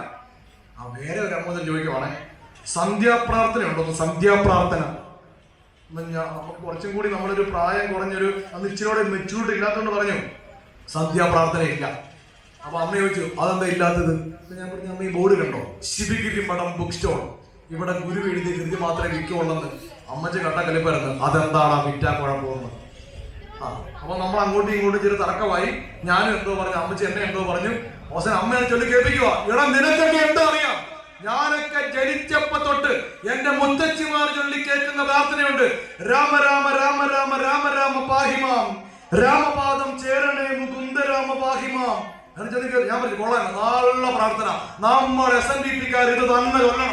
നന്ദിയോടെ ഭൂമിയൊക്കെ ബ്രാഹ്മണർക്ക് നൽകുവാൻ വന്നുദിച്ച ഭാർഗവ മുകുന്ദ രാമ പാഹിമാം. നമുക്ക് എന്തിന്റെ കേടാന്നറിഞ്ഞില്ലേ? നന്ദിയോടെ ഭൂമിയൊക്കെ ബ്രാഹ്മണർ കൊണ്ട് കൊടുക്കാൻ വന്ന ഭാർഗവ തേങ്ങാക്കൊലയാ. ഭഗവാൻ എഴുതി തന്ന ശ്രേഷ്ഠമായ വരികൾ കയ്യിലിരിക്കുമ്പോ ഇതൊക്കെ ചൊല്ലിയ പോലെ ശ്രേഷ്ഠമായ വരികൾ. അതേ പറഞ്ഞ കളവങ്കോടം അർദ്ധനാരീശ്വരം പ്രതിഷ്ഠ കഴിഞ്ഞപ്പോ ഗുരു പറഞ്ഞു ബോധാനന്ദ സ്വാമിയോട്, ബോധാനന്ദ ഇവർക്കൊരു പ്രാർത്ഥന പറഞ്ഞു കൊടുക്കാൻ. സത്യത്തിൽ ബോധാനന്ദ സ്വാമികൾ അധികം കൃതികൾ അങ്ങനെ എഴുതിയിട്ടില്ല. ശ്രീനാരായണ മഠം തുടങ്ങിയ ചില വളരെ കുറച്ച് ബുക്കുകളാണ് ബോധാനന്ദ സ്വാമിയുടെ. അതിലേറ്റവും പോപ്പുലർ ആയതാണ് അന്ന് ഈ ജൂണിൽ 4 പ്രതിഷ്ഠയാണ് കേട്ടോ. 1927 ജൂൺ 6 പാല ഇടപ്പാടി ആനന്ദ ഷൺമുഖം. പിറ്റേന്ന് ജൂൺ 7 പൂഞ്ഞാർ ആകൽവാന്ത പ്രചോദിനി, നമ്മുടെ PC ജോർജിന്റെ പൂഞ്ഞാറ് ആകൽവാന്ത പ്രചോദിനി. 7 ദിവസം കഴിഞ്ഞ് ജൂൺ 14 ചേർത്തല കളവങ്കോണം അർദ്ധനാരീശ്വരം. 11 ദിവസം കഴിഞ്ഞു ജൂൺ 25 ഉല്ലല ഓംകാരേശ്വരം. അതോടെ ഗുരുക്ഷേത്രങ്ങൾ സ്റ്റോപ്പ് ചെയ്യുന്നു. ഇനി വിദ്യാലയങ്ങൾ വേണമെന്ന് പറയുന്നു. എന്നിട്ടാ പറഞ്ഞ കേട്ടോ, ഇനി വിദ്യാലയങ്ങൾ. ഇപ്പൊ ഈ നമ്മുടെ അയോധ്യ പ്രതിഷ്ഠ വന്നപ്പോ ഭയങ്കര പോസ്റ്റായിരുന്നു ഫേസ്ബുക്കിൽ. ശ്രീനാരായണ ഗുരു പറഞ്ഞു വിദ്യാലയം പ്രധാന ദേവാലയമാകണം പറഞ്ഞു. അതിന് മുമ്പിൽ ഒരു വാക്കുകൂടെ ഉണ്ടായിരുന്നു, ഇനി അങ്ങോട്ട് വിദ്യാലയം. കാരണം 90ഓളം ക്ഷേത്രങ്ങള് സ്ഥാപിച്ചിട്ടാ പറഞ്ഞത്. അതുപോലെ അപ്പോ ഈ പ്രതിഷ്ഠ കഴിഞ്ഞിട്ട് കളവങ്കോടത്ത് വെച്ച് ഗുരു പറഞ്ഞു, ബോധാനന്ദ ഇവർക്കൊരു പ്രാർത്ഥന പറഞ്ഞു കൊടുക്കാൻ. നിങ്ങൾ ചൊല്ലണേ പ്രിയപ്പെട്ടവരെ, ചൊല്ലണേ. ഈ മണ്ണിൽ വന്നിരുന്ന്, ഈ നമസ്കാര മണ്ഡപത്തിലിരുന്ന് ഭഗവാന്റെ വിഗ്രഹത്തെ നോക്കി നിങ്ങൾ ചൊല്ലണേ. അന്ന് ബോധാനന്ദ സ്വാമി എഴുതി കൊടുത്ത ശ്രേഷ്ഠമായ ഒരു പ്രാർത്ഥന. സത്യത്തിൽ അതേക്കുറിച്ച് പറയുന്നത് ആത്മോപദേശ ശതകം ഗുരു എഴുതിയതിന്റെ ഒരു ടെക്സ്റ്റുറിൽ, അങ്ങനെ പറയാൻ പാടില്ല, ഏതാണ്ട് അതിന്റെ ഒരു സ്ട്രീമിനെ എടുത്തുകൊണ്ട് ആ ഒരു പദശൈലിയിൽ കുറച്ചുകൂടി സിമ്പിൾ മലയാളത്തില്, ആത്മശതകം കുറച്ചുകൂടി ഉയർന്ന തലത്തിലെ മലയാളമാണ്, കുറച്ചുകൂടി സിമ്പിൾ മലയാളത്തില്. ധ്യാനത്തിൽ എന്റെ ഹൃദയം ലയമാർന്നിടട്ടെ, ധ്യാനത്തിൽ എന്റെ ഹൃദയം ലയമാർന്നിടട്ടെ, ദൈവത്തിനൊത്ത ഗുരുവര്യനെയും വരിച്ച് ധ്യാനത്തിൽ എന്റെ ഹൃദയം ലയമാർന്നിടട്ടെ. ഈ മണ്ഡപത്തിൽ വന്നിരുന്ന് നിങ്ങൾ ചൊല്ലണേ. അച്ഛനെയും അമ്മയെയും മക്കളെയും ഒക്കെ ഇങ്ങനെയൊക്കെ ചൊല്ലിയാലുണ്ടല്ലോ വലിയ മാറ്റമുണ്ടാകും ജീവിതത്തില്, കുടുംബത്തില്. സാധിക്കുമ്പോഴൊക്കെ പറയണം. പ്രത്യേകിച്ച് ഒന്നും പ്രാർത്ഥിക്കണ്ട, ബുക്ക് നോക്കി ചൊല്ലിയാൽ മതി. 19ഓളം ശ്രമങ്ങൾ വരും. ഇത്തിരി സമയം എടുക്കും സാറേ, ഒരു 15 മിനിറ്റ് എടുക്കും. ധ്യാനത്തിൽ എന്റെ ഹൃദയം ലയമാർന്നിടട്ടെ. എന്താ വരിതറിയാമോ? ധ്യാനത്തിൽ എന്റെ ഹൃദയം ലയമാർന്നിടട്ടെ, ദൈവത്തിനൊത്ത ഗുരുവര്യനെയും ഭരിച്ച്. ബോധാനന്ദ സ്വാമിയെ അത് ചൊല്ലിക്കൊടുക്കുമ്പോ ഗുരു ചൂടെ ഇരിക്കുവോ? അന്ന് പറഞ്ഞില്ലല്ലോ, ഡേ നീ എന്തുവാണ് എഴുതുന്നത്? പറഞ്ഞില്ലല്ലോ. ദൈവത്തിനൊത്ത ഗുരുവര്യനെയും ഭരിച്ച് ധ്യാനത്തിൽ എന്റെ ഹൃദയം ലയമാർന്നിടട്ടെ. അതിന്റെ വരികളുണ്ടല്ലോ, മാനത്ത് മൂഴികിലും ആഴികിലും പ്രകാശ മാനസ്വരൂപമോട് കൂടി നിറഞ്ഞു നിത്യം ആനന്ദപൂർണ്ണ നില പൂണ്ടരുളും വിഭോ നിൻ ധ്യാനത്തിൽ എന്റെ ഹൃദയം ലയമാർന്നിടട്ടെ. പോണേ സുന്ദരമായ ഒരു പ്രാർത്ഥന. അതിനകത്തൊരു ശ്ലോകം ഉണ്ട് കേട്ടോ. സാധിക്കുമെങ്കിൽ നമ്മൾ എല്ലാവരും ചൊല്ലണം. എന്നാൽ ഉപദ്രവം ഒരുത്തനും ഒന്നുകൊണ്ടും എന്നാളും ഏൽക്കരുതു ഞാൻ കരുതാതെ കണ്ടും, നന്നായി വരട്ടെ മമ വൈരി ജനങ്ങൾ പോലും എന്നാകണം മമ മനസ്സ് ജഗൽ സ്വരൂപ. ഇന്ന് ഈ ലോകത്തിൽ പ്രചാരത്തിലുള്ള ഒരു സെമറ്റിക് മതങ്ങളിലും കാണാത്ത വലിയൊരു സൈദ്ധാന്തികമായ ഒരു പുരോഗമന ചിന്തയാണത്. എന്നാൽ ഉപദ്രവം ഒരുത്തനും ഒന്നുകൊണ്ടും എന്നാളും ഏൽക്കരുത് ഞാൻ കരുതാതെ കണ്ടും. ഞാൻ അറിയാതെ പോലും ആർക്കും ഒരു ഉപദ്രവം ഉണ്ടാകരുത്. അടുത്ത വരും നിങ്ങൾ ശ്രദ്ധിക്കണേ. നന്നായി വരട്ടെ മമ വൈരി ജനങ്ങൾ പോലും, എന്റെ ശത്രുക്കൾ പോലും നന്നാകണമേ. അങ്ങനെയല്ല. എന്റെ ശത്രുക്കൾക്ക് നന്മ പറയണമെന്നൊക്കെ പലരും പറഞ്ഞിട്ടുണ്ട്. ഇതങ്ങനെയല്ല. നന്നായി വരട്ടെ മമ വൈരി ജനങ്ങൾ പോലും എന്നാകണം മമ മനസ്സ്. ഇങ്ങനെ ആരെങ്കിലും പറഞ്ഞിട്ടുണ്ടോ? നന്നായി വരട്ടെ മമ, എന്റെ ശത്രുക്കൾ പോലും നന്നായി വരണമേ എന്ന് പ്രാർത്ഥിക്കാനുള്ള മനസ്സെനിക്കുണ്ടാവണേ. ഒരു വർഷം രാവിലെയും വൈകുന്നേരം ചൊല്ലി നമ്മുടെ മനസ്സെങ്ങനെ ആയി പോകും കേട്ടോ, ആയി പോകും. ഞാൻ സ്ഥലം പറയുന്നില്ല. ഒരു സ്ഥലത്ത് ഒരു പ്രഭാഷണത്തിന് പോയപ്പോ, അതൊരു കുടുംബക്ഷേത്രം പോലത്തെ സ്ഥലമാണ്. 2 സ്ഥലത്തും പൊക്കമുള്ള മതില കേട്ടോ, 2 സ്ഥലത്തും പൊക്കമുള്ള മതില. അപ്പൊ എനിക്ക് കുറെ, ഞാനത് അറിയാതെ വണ്ടി ഓടിച്ച് അങ്ങ് പറഞ്ഞെന്ന് തിരിക്കണമെങ്കിൽ കുറെ റിവേഴ്സ് എടുത്ത് വരണം. ഇടയ്ക്ക് ഒരു വലിയ പറമ്പുണ്ട്. ആ വലിയ പറമ്പിൽ കേട്ട് റിവേഴ്സ് എടുക്കാം. ഞാൻ തിരിച്ചു വന്നപ്പോ കുറെ കല്ല് നിരത്തി വെച്ചിരിക്കുക. അതിനാ ഇവിടെ കേട്ടി ആരും തിരിക്കണ്ടെന്ന്. നമ്മളൊന്ന് വണ്ടി റിവേഴ്സ് എടുത്ത് അവരുടെ എന്നാ പോകാനോ. എനിക്ക് വല്ലാത്ത, ഞാൻ അവിടെ ഇറങ്ങി അവിടെ കോളിംഗ് ബെൽ അടിച്ചു. എക്സ്ക്യൂസ് മീ, ഞാൻ അത്രയും ദൂരം റിവേഴ്സ് പോകണം, ഇവിടെ തിരിച്ചോട്ടെ. കണ്ടവനൊക്കെ ഇവിടെ കയറ്റിയാ തിരിക്കുന്നത്, അതുകൊണ്ടാ കല്ല് വെച്ചേക്കുന്നത്, ഇവിടെ ഉണ്ടാക്കണ്ടെന്ന്. ഞാൻ മനസ്സിലോർത്ത് ഇവരെ കൊണ്ട് വേണം ചൊല്ലിക്കാൻ. നന്നായി വരട്ടെ മമ വൈരി ജനങ്ങൾ പോലും എന്നാക്കണം മമ മനസ്സ് ജഗൽ സ്വരൂപം. ഇങ്ങനെ നിങ്ങൾ ചൊല്ലിയാൽ പ്രിയപ്പെട്ടവരെ, എന്നാൽ ഉപദ്രവം ഒരുത്തനും ഒന്ന് കൊണ്ടുവന്ന് ചൊല്ലിയാൽ പിന്നെ അയലോകത്തെ വീട്ടിലെ കോഴി ഇപ്പുറത്ത് കയറുന്നു പറഞ്ഞോണ്ട് നിങ്ങൾ അവനെ തെരുവിളിക്ക് വരാം. അപ്പുറത്തെ വീട്ടിലെ കാറ്റടിച്ചപ്പോഴത്തേക്കും അവന്റെ ഇല എന്റെ പറമ്പിൽ വീണെന്ന്. മര്യാദയ്ക്ക് നിന്റെ പറമ്പിലെ കമ്പ് വെട്ടിയില്ല, നിന്റെ കാല് ഞാൻ വെട്ടുവന്ന്. നമ്മൾ ഈ ചിന്തയ്ക്ക് മാറിക്കോളും. ഇങ്ങനെയുള്ള വളരെ നെഗറ്റീവായിട്ടുള്ള കുഞ്ഞു കുഞ്ഞു ചിന്തകള്, കുഞ്ഞു ചിന്തകള്. അവളന്മാരെല്ലാം കൂടെ അമ്പലത്തിൽ പോയിട്ട് സ്റ്റാറ്റസ് ഇട്ടേക്കും, അത് എനിക്ക് ടാക്കാനാണ്. ഈ ചിന്തയൊക്കെ മാറിക്കോളും. എന്നാൽ നമ്മുടെ തോട്ട് പ്രോസസ് മാറും, നമ്മുടെ ചിന്തയുടെ ആ ഒരു വിചാരധാര മാറും, കുറച്ചുകൂടി മനസ്സ് വലുതാകും, കുശുമ്പൊക്കെ മാറിപ്പോകും. അതാ ഗുരു പറയുന്നത്, എന്നാൽ ഉപദ്രവം ഒരുത്തനും ഒന്നുകൊണ്ടും. ഇത് എല്ലാ ദിവസവും ഒരു തവണ ചൊല്ലിയ കാര്യമില്ല, ഡെയിലി ചൊല്ലുക, മനസ്സ് അങ്ങനെ മാറും. അത് ഈ ബോധാനന്ദ സ്വാമിയുടെയും ഗുരുവിന്റെ ഒക്കെ കൃതികളുടെ ഒരു പ്രത്യേകതയും ഒരു രീതിയും. എത്രയായോ ഒമ്മൂണിക്കല്ല ഡാൻസ്, അതെന്നറിയോ? നമ്മൾ നിരന്തരമായിട്ട് ഇങ്ങനെ പോകുന്നതല്ലേ. നമ്മളിതെല്ലാം കഴിഞ്ഞ് ഇറങ്ങി വരുമ്പോൾ ഈ ഡാൻസ് കളിക്കേണ്ട പിള്ളേരുടെ മാതാപിതാക്കളൊരു നോട്ടമുണ്ട്. കാലമാടാ, എന്റെ മക്കൾ ഒരുങ്ങി നിൽക്കാൻ തുടങ്ങിയിട്ട് എത്ര നേരമായെന്നറിയാമോടാ. ആ ശാപം വല്ലാത്തൊരു ശാപം. ഞാൻ അതുകൊണ്ട് ചോദിക്കും, കുഴപ്പമൊന്നും ഇല്ലല്ലോ അല്ലേ? അപ്പോ നമുക്ക് നിങ്ങൾ ഇത്രയും ശ്രദ്ധിച്ചിരിക്കുമ്പോൾ നമ്മൾ അറിയാതെ പറഞ്ഞു പോകും. പ്രിയപ്പെട്ടവരെ, ഇങ്ങനെയൊക്കെ ഈ മണ്ഡപത്തിൽ വന്നിരുന്ന് ഭഗവാന്റെ മുമ്പിൽ ഉപാസിച്ചാലുണ്ടല്ലോ എനിക്ക് വലിയ മാറ്റമുണ്ടാകും. എനിക്ക് ഭയങ്കര സന്തോഷം തോന്നി. എനിക്കത് ഏതോ ഒരു സ്ഥലത്ത്, അത് എവിടെയെന്ന് എനിക്കറിയില്ല, ഏതോ ഒരു സ്ഥലത്ത് ഒരു സ്പീച്ച് ചെയ്തപ്പോൾ അവിടുത്തെ ഒരു അമ്മ എന്നോട് ചോദിച്ചു, മോനെ പ്രാർത്ഥിക്കുന്ന പോലെ പ്രാർത്ഥന പറഞ്ഞു തരാമോന്ന്. അന്നാലും മനസ്സിലേക്ക് വന്ന അവർക്ക് ഉപയോഗിക്കാൻ പറ്റുമല്ലോ തോന്നുന്ന പ്രാർത്ഥന കുറച്ച് പറഞ്ഞു കൊടുത്തു. അത് ആരോ കട്ട് ചെയ്ത് ഫേസ്ബുക്കിലേക്ക് ഇട്ട് 12 ലക്ഷം പേരെങ്ങാണ്ട് അത് കണ്ടത്. അപ്പൊ അതോടുകൂടി ഇങ്ങനെ ഇതിപ്പോ ഒരു ശാഖയുടെ പ്രസിഡന്റ് ആദ്യമായിട്ടാണ് വേദിയിൽ അന്ന് മുതൽ ഞാനത് ചൊല്ലുന്നുണ്ടെന്ന് പറഞ്ഞു കേട്ടോ. അത് നിറഞ്ഞ സന്തോഷം. ഇന്ന് വരെ ഒരു ശാഖാ പ്രസിഡന്റും പറഞ്ഞ് ഞാൻ കേട്ടിട്ടില്ല, ഞാൻ അന്ന് ഉണ്ടാക്കി കൊല്ലാൻ തുടങ്ങിയെന്നുള്ള കാര്യം. കയ്യെ കടിക്കാൻ കേട്ടോ, പാവം. ശാഖാ പ്രസിഡന്റ് കാര്യം പറയുമ്പോൾ ഒന്നും നമ്മൾ മലയാളി സിനിമ ചെയ്യുകയല്ല. ഞാൻ എങ്ങനെ കൈ അടിക്കുകയാണെന്ന്. നിങ്ങൾ പെട്രോൾ പമ്പിൽ പോയി പെട്രോൾ അടിച്ചു കഴിഞ്ഞിട്ട് അദ്ദേഹം നിങ്ങൾക്ക് ബാക്കി തരുമ്പോൾ ഒരു താങ്ക്സ് എന്ന് പറഞ്ഞേ അവന്റെ മുഖത്തൊരു ചിരി വരും. നമുക്ക് വല്ല നഷ്ടമുണ്ടോ? നിങ്ങളൊരു ആര്യാസി പോയി ഒരു മസാല ദോശ ആ സപ്ലൈയോട് കഴിയുമ്പോൾ താങ്ക്സ് എന്ന് പറഞ്ഞാൽ അവന് എന്താ സന്തോഷം എന്നറിയാമോ? നമ്മൾ ചെയ്യുകയല്ല, കൈ അടിക്കണം, പറയണം. ഇനി ശാഖായോഗത്തിന്റെ കുടുംബയോഗം, അച്ഛനും അമ്മയും മക്കളും കൂടെ വരും. കൊച്ചിനോട് നീ ആ ഫ്രണ്ടിൽ നിന്ന് ഒരു കസേര ഇങ്ങെടുത്തോണ്ട് വരാൻ പുറകിൽ പോയിരിക്കാമെന്ന്. അപ്പൊ തന്നെ ആ കുഞ്ഞിന്റെ മനസ്സിലേക്ക് ഒരു നെഗറ്റീവ് വൈബ് കൊടുക്കുകയാണ്, നീ പുറകിരിക്കേണ്ടവനാണ്. ശരിയല്ലേ?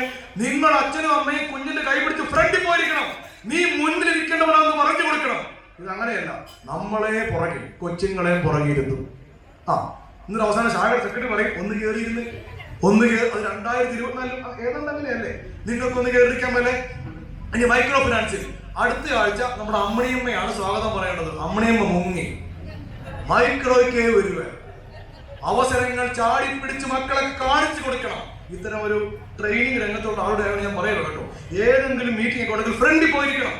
എടാ, നിങ്ങൾ ടാക്സ് കൊടുക്കുന്ന, നിങ്ങൾക്ക് ആധാർ കാർഡുള്ള, നിങ്ങൾക്ക് വോട്ടേഴ്സ് ഐ ഡി ഉള്ള രാജ്യമാണിത്. നിങ്ങളൊരു ക്രിമിനൽ കേസിനും പ്രതിയല്ലാത്തത് കൊണ്ടോ നിങ്ങൾക്കൊരു ബാലില്ലാത്തത് കൊണ്ടോ നെഞ്ചും വിരിച്ച് ഫ്രണ്ട് വന്നിരിക്കണം. മക്കളെ കൂടെ കൊണ്ടിരുത്തണം.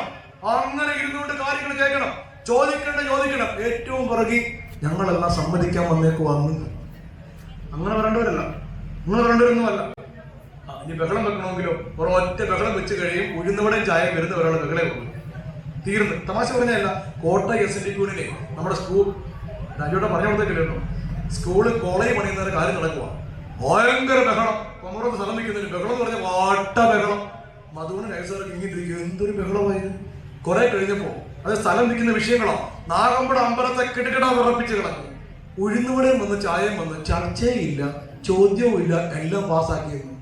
അതുകൊണ്ട് പറയുന്നത് പിന്നെ ആദ്യം ഈ ചായ കൊടുത്തേക്ക് പറഞ്ഞു, ഈ ബഹളത്തിലുള്ള കാര്യമുണ്ടോ? ഇത്രയേ ഉള്ളൂ നമ്മൾ. അതുകൊണ്ട് ക്രിയാത്മകമായ ചർച്ചകളും കൃത്യമായ ചോദ്യങ്ങളും, ഈ ബഹളത്തിലൊന്നും ഒരു കാര്യമില്ല. ഇതൊക്കെ ഉണ്ടാവണമെങ്കിൽ നമ്മുടെ തോട്ട് പ്രോസസ് മാറണം. അതിനാണ് ഗുരു തന്നിരിക്കുന്ന ശാസ്ത്രീയവും സയന്റിഫിക്കുമായുള്ള പ്രാർത്ഥനാ സംസ്കാരങ്ങൾ. നിങ്ങൾ സാധിക്കുമ്പോൾ ചൊല്ലണം കേട്ടോ. ധ്യാനത്തിൽ എന്റെ ഹൃദയം ലയമാർന്നിരട്ടെ. ബോധാനന്ദ സ്വാമിയുടെ വരികളാണ്. ഗുരുവിന്റെ അനന്തരഗാമിയായി ബോധാനന്ദനിലൂടെ നമ്മുടെ പരമ്പര തുടരുമെന്ന് മഹാഗുരു വിൽപത്രം എഴുതണമെങ്കിൽ സാധാരണക്കാരനാണോ? ആ ബോധാനന്ദ സ്വാമി ഹിമാലയൻ സന്യാസ പരമ്പരയിൽ 1000 ശിഷ്യന്മാരുടെ സന്യാസിമാരെ കുലപതിമാരെന്ന് പറയും. കുലപതിമാർ ശിഷ്യന്മാരുടെ എണ്ണം 500 ആണെങ്കിൽ അവരെ മണ്ഡലേശ്വരൻ എന്ന് പറയും. ചുമ്മാ വഴികളെ പോകുമ്പോൾ കാവിടുന്ന ആളല്ല. വ്യവസ്ഥാപിതമായി പഠിച്ച് വ്യവസ്ഥാപിതമായി ഒരു ഗുരുവിന്റെ കീഴിൽ അഭ്യസിച്ച് കൃത്യമായി സകല ചരാചരങ്ങൾക്കും അച്ഛനും അമ്മയ്ക്കും ബലിയിട്ട് സ്വന്തം പേരിലും ബലിയിട്ട് മൃതായേയ എന്ന് പറഞ്ഞുകൊണ്ട് ബലിയിട്ട് ഉടുത്തിരിക്കുന്ന വസ്ത്രം പുഴകിലൊഴുക്കി നഗ്നനായി കയറി വന്ന് ഗുരുവിന്റെ കയ്യിൽ നിന്നും പുതിയ വസ്ത്രവും പുതിയ പേരും സ്വീകരിക്കുന്ന ആ സന്യാസിയുടെ എണ്ണം 500 അവരെ വിളിക്കുന്ന പേരാണ് മണ്ഡലേശ്വരൻ. അങ്ങനെ 500 ശിഷ്യന്മാരുണ്ടായിരുന്ന മണ്ഡലേശ്വരൻ എന്നറിയപ്പെട്ടിരുന്ന ആളാ ബോധാനന്ദ സ്വാമി. ആ ബോധാനന്ദ സ്വാമി ആ ഗുരുവിന്റെ ശിഷ്യനായി മാറിയ ആ ബോധാനന്ദ സ്വാമിയെ ഗുരു അനന്തരഗാമിയായി വാഴിച്ച് ആ ബോധാനന്ദ സ്വാമിയുടെ വരികളാ ധ്യാനത്തിൽ എന്റെ ഹൃദയം ലയമാർന്നിടട്ടെ ഈ മണ്ഡപത്തിൽ വന്നിരുന്ന് ചൊല്ലണേ. യൂത്ത് മൂവ്മെന്റുകാർ ചൊല്ലണേ, പ്രിയപ്പെട്ടവരെ, വനിതാ സംഘത്തിന്റെ പ്രവർത്തകർ ചൊല്ലണേ, ഭക്തന്മാരെ നിങ്ങൾ ചൊല്ലണേ. നമ്മുടെ തോട്ട് മാറും, നമ്മുടെ ചിന്തകൾ മാറും, നമുക്ക് വലിയൊരു ഉൾക്കാഴ്ച ഉണ്ടാവും, ഇടുങ്ങിയ മനസ്സൊക്കെ മാറിപ്പോകും. കൃതികളൊക്കെ ഏറ്റവും നല്ലതാണ്.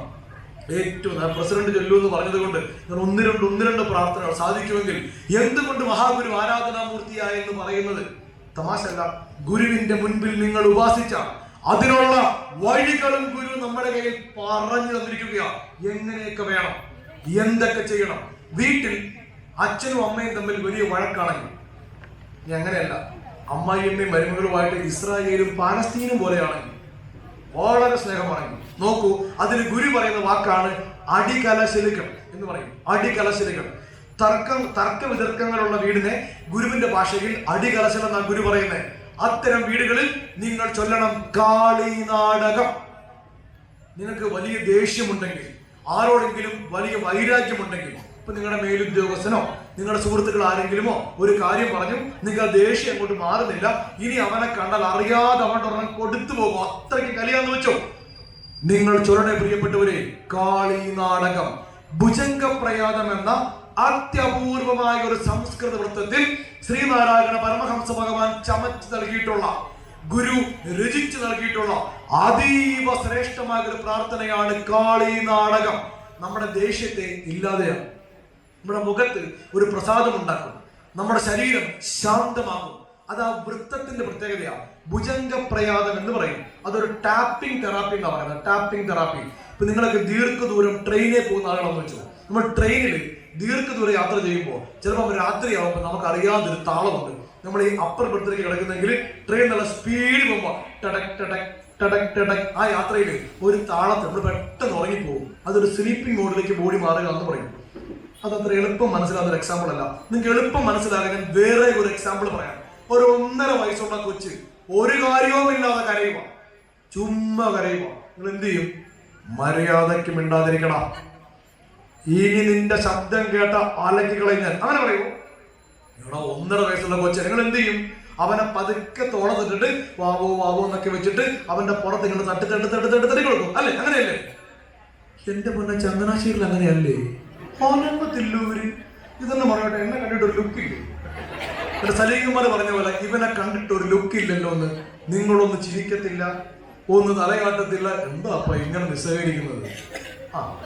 നിങ്ങൾ കുഞ്ഞിനെ തോളത്തിട്ടിട്ട് അവന്റെ തോളത്ത് ഇങ്ങനെ തട്ടിക്കൊടുക്കുമല്ലോ, അപ്പൊ നിങ്ങളുടെ തട്ട് പേടിച്ച് അവൻ വിരണ്ടുറങ്ങി പോകും. ഇങ്ങനെ തട്ടത്തില്ല കുഞ്ഞിനെ, തട്ടുവേല. എന്താ കാര്യം? അതൊരു തരം സൈക്കോളജിക്കൽ ആയിട്ടുള്ള ടാപ്പിംഗ് തെറാപ്പി എന്ന് പറയും. നമ്മൾ ഇങ്ങനെ ബോഡിയെ തട്ടിത്തര കൊടുക്കുമ്പോൾ പെട്ടെന്ന് ബ്രെയിൻ ഒരു സ്ലീപ്പിംഗ് മോഡിലേക്ക് മാറും. നമ്മൾ വലിയ ദേഷ്യം നിൽക്കുമ്പോൾ വഴക്കാണെങ്കിൽ ഓരോ നമ്മളെ ചേർന്ന് വെച്ചിട്ട് പോട്ടെ, ഇങ്ങനെ ഒന്ന് തട്ടി പോട്ടെ പോട്ടെ പോട്ടെ, ആ തട്ടിനൊരു ടാപ്പിംഗ് തെറാപ്പി ഉണ്ട്. അതുള്ള കാര്യമാണ്. ആ ഒരു മെത്തഡോളജിയിൽ ഗുരു എഴുതി ഉണ്ടാക്കിയിരിക്കുന്ന കൃതിയാണ് കാളി നാടകം. നമോ നാഥ ബിന്ദുഅഗ്നികേ നാശഹീലേ നമോ നാരദാദിത്യപാദാരവിന്ദേ. വരികളെന്നറിയോ? വാക്കുകൾ കൊണ്ടുള്ള ഇന്ദ്രജാലം ഗുരു കാണിക്കുന്ന കൃതി. അങ്ങോട്ട് ചൊല്ലിക്കേ. സുന്ദരമായ ഒരു പ്രാർത്ഥന. നമ്മുടെ ദേഷ്യങ്ങൾ ഇല്ലാതെയാണ്. നിങ്ങൾക്ക് അതുപോലെ ദേഷ്യമുള്ളപ്പോ നമ്മൾ പൊട്ടിത്തെറിക്കും ദേഷ്യമാണെന്ന് വെച്ചാൽ വീട്ടിൽ വഴക്ക് മിക്കവാറും ഉണ്ടാകും. ഞാനൊന്ന് പ്രതികരിച്ചാൽ നിങ്ങൾ കാളി നാടകം കേട്ടാ മതി. ഇനി ചൊല്ലാൻ പറ്റിയില്ലെങ്കിൽ യൂട്യൂബിൽ കേട്ടാ മതി. ഒരു തവണ കേട്ട് ദേഷ്യം പോകുന്നില്ലെങ്കിൽ പ്രിയപ്പെട്ടവരെ ഒന്നുകൂടെ ഒന്ന് കേട്ട് നോക്കിയേ. 4-ാം ശ്ലോകത്തിന് അപ്പുറത്ത് പോകത്തില്ല. നിങ്ങളുടെ മുഖത്തൊരു ചിരി വരും. പോട്ടെ പോട്ടെ, ഒരു പുഞ്ചിരി വന്നിരിക്കും. അത് ആ കൃതിയുടെ വൃത്തത്തിന്റെ പ്രത്യേകതയാണ്. അത് എഴുതിയിരിക്കുന്ന ഒരു സയന്റിഫിക് മെത്തഡോളജിയാണ്. നമ്മൾ ഇതൊന്നും ചൊല്ലത്തേയില്ല, നമുക്കിതൊന്നും വേണ്ട. ഞാൻ അമ്പലപ്പുഴ കഴിഞ്ഞ ആഴ്ച അമ്പലപ്പുഴ യൂണിയന്റെ ഒരു ശാഖയിൽ ചെന്നപ്പോൾ ഞാൻ ഒരു മണിക്കൂർ മുമ്പ് എനിക്ക് ഒരു കുടിക്കാൻ കോഫി ഒരു സ്നാക്സ് ഒക്കെ തന്നു. ഓഫീസിലേക്ക് ഇരുത്തി ആളുകളൊക്കെ വരുന്നേ ഉള്ളൂ. അപ്പൊ ശാഖാ സെക്രട്ടറി അനൗൺസ് ചെയ്യുവാണ്, നമ്മുടെ പ്രഭാഷകൻ വന്നിട്ടുണ്ട്, അതിന് സമയമുണ്ട്. അതുവരെ നമ്മുടെ പ്രാർത്ഥന നയിക്കുന്ന തങ്കമ്മ ചേച്ചി ഇവിടെ ഒരു ഗുരുദേവന്റെ പാട്ട് പാടുന്നതാണ്. ഗുരുദേവന്റെ പാട്ട് ഒന്ന് കേട്ടേക്കാം. എന്നെ പാട്ടെന്ന് അറിയാവോ? പാടി വരും തെന്നലേ. ഈ പാട്ടാണ് പാടിയിരുന്നെങ്കിൽ ഒരു പഴയ ഗാനമാണല്ലോ എന്നുള്ള ഒരു ആസ്വാദ്യതയെങ്കിലും നമുക്ക് എടുക്കാമായിരുന്നു. പാട്ടങ്ങനെ അല്ലായിരുന്നു.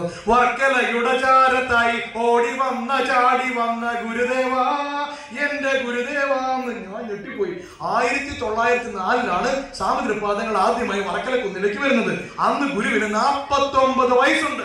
അന്ന് ഗുരു ഓടിയെന്നോ ഗുരു ചാടിയെന്നോ ഗുരു തലകുത്തി മറിഞ്ഞെന്നോ കുമാരനാശം പറഞ്ഞിട്ടില്ല, കോട്ടുകോൽ വരാതെ പറഞ്ഞിട്ടില്ല, മൂർക്കോത്ത് കുമാരൻ പറഞ്ഞിട്ടില്ല, മയ്യനാട് ദാമോദരൻ പറഞ്ഞിട്ടില്ല, സ്വാമി ധർമാനന്ദ പറഞ്ഞിട്ടില്ല, ഡോക്ടർ പൽപ്പ് പറഞ്ഞിട്ടില്ല, നടരാജഗുരു പറഞ്ഞിട്ടില്ല. അമ്മണിയെ തങ്കമ്മ പറയുവാണ്, വരക്കലയുടെ കാലത്ത് ഓടി വന്ന ചാടി വന്ന. എന്തുവന്നടേ ഇത്? എന്ത് കഷ്ടമാണിത്? മഹാഗുരു തന്ന ശ്രേഷ്ഠമായ വൈഡൂര്യങ്ങൾ നമ്മുടെ കൈ ഇരിക്കുമ്പോഴാണ് നമ്മൾ ഈ പരിപാടി കാണിക്കുന്നത്. സുഹൃത്തുക്കളെ, നിങ്ങളുടെ വീട്ടിൽ സഞ്ചരിക്കുവാൻ ബെൻസിന്റെ ഈ ക്ലാസ് വണ്ടി കിടക്കുമ്പോ അതേ കയറാതെ തുരുമ്പിച്ച സൈക്കിളെ പോകല്ലേ. അഖിലാണ്ട മണ്ഡലം അണുകിച്ചൊരുക്കി എന്ന ഈണത്തിൽ ഗുരു. അതുകൊണ്ടാണ് നമ്മൾ അന്ന് പ്രസിഡന്റ് പറഞ്ഞ ആ സാധനങ്ങൾ പറഞ്ഞു കുറച്ചു പേർക്ക് അത് ഇത്രയും ആളുകൾ കാണുമെന്ന് ഓർത്തില്ല. ചൊല്ലിയാൽ നല്ലതാണ്, ചൊല്ലിയാൽ. നിങ്ങൾ ഈ കാളി നാടകമൊക്കെ ചൊല്ലൂ. ഈശ്വരന്റെ മനോമുഖത്തിൽ നിന്നും വഴിഞ്ഞൊഴുകിയ വരികളാ. ഗുരുവിന്റെ തിരുവുള്ളമൂടി പുറത്തേക്ക് ഒഴുകിയ വരികളെ നമ്മൾ വിളിക്കുന്നത് ജ്ഞാനവല്ലരികളെന്ന വരികളെന്നല്ല. മഹാഗുരുവിനെ പോലെ ആയിരക്കണക്കിന് വർഷങ്ങൾക്കിടയിൽ അവതരിക്കുന്ന അവതാരമൂർത്തികളെ, ആ തിരുവള്ളമൂരുന്ന അമൃത കുംഭങ്ങളെ ജ്ഞാനവല്ലരികൾ എന്ന് വിളിക്കും. അതിന്റെ ശ്ലോകങ്ങളെ മന്ത്രങ്ങൾ എന്നാണ് വിളിക്കുന്നത്. മനനാൽ ത്രായതേ ഇതി എന്നാണ് മന്ത്രത്തിന്റെ വിധി.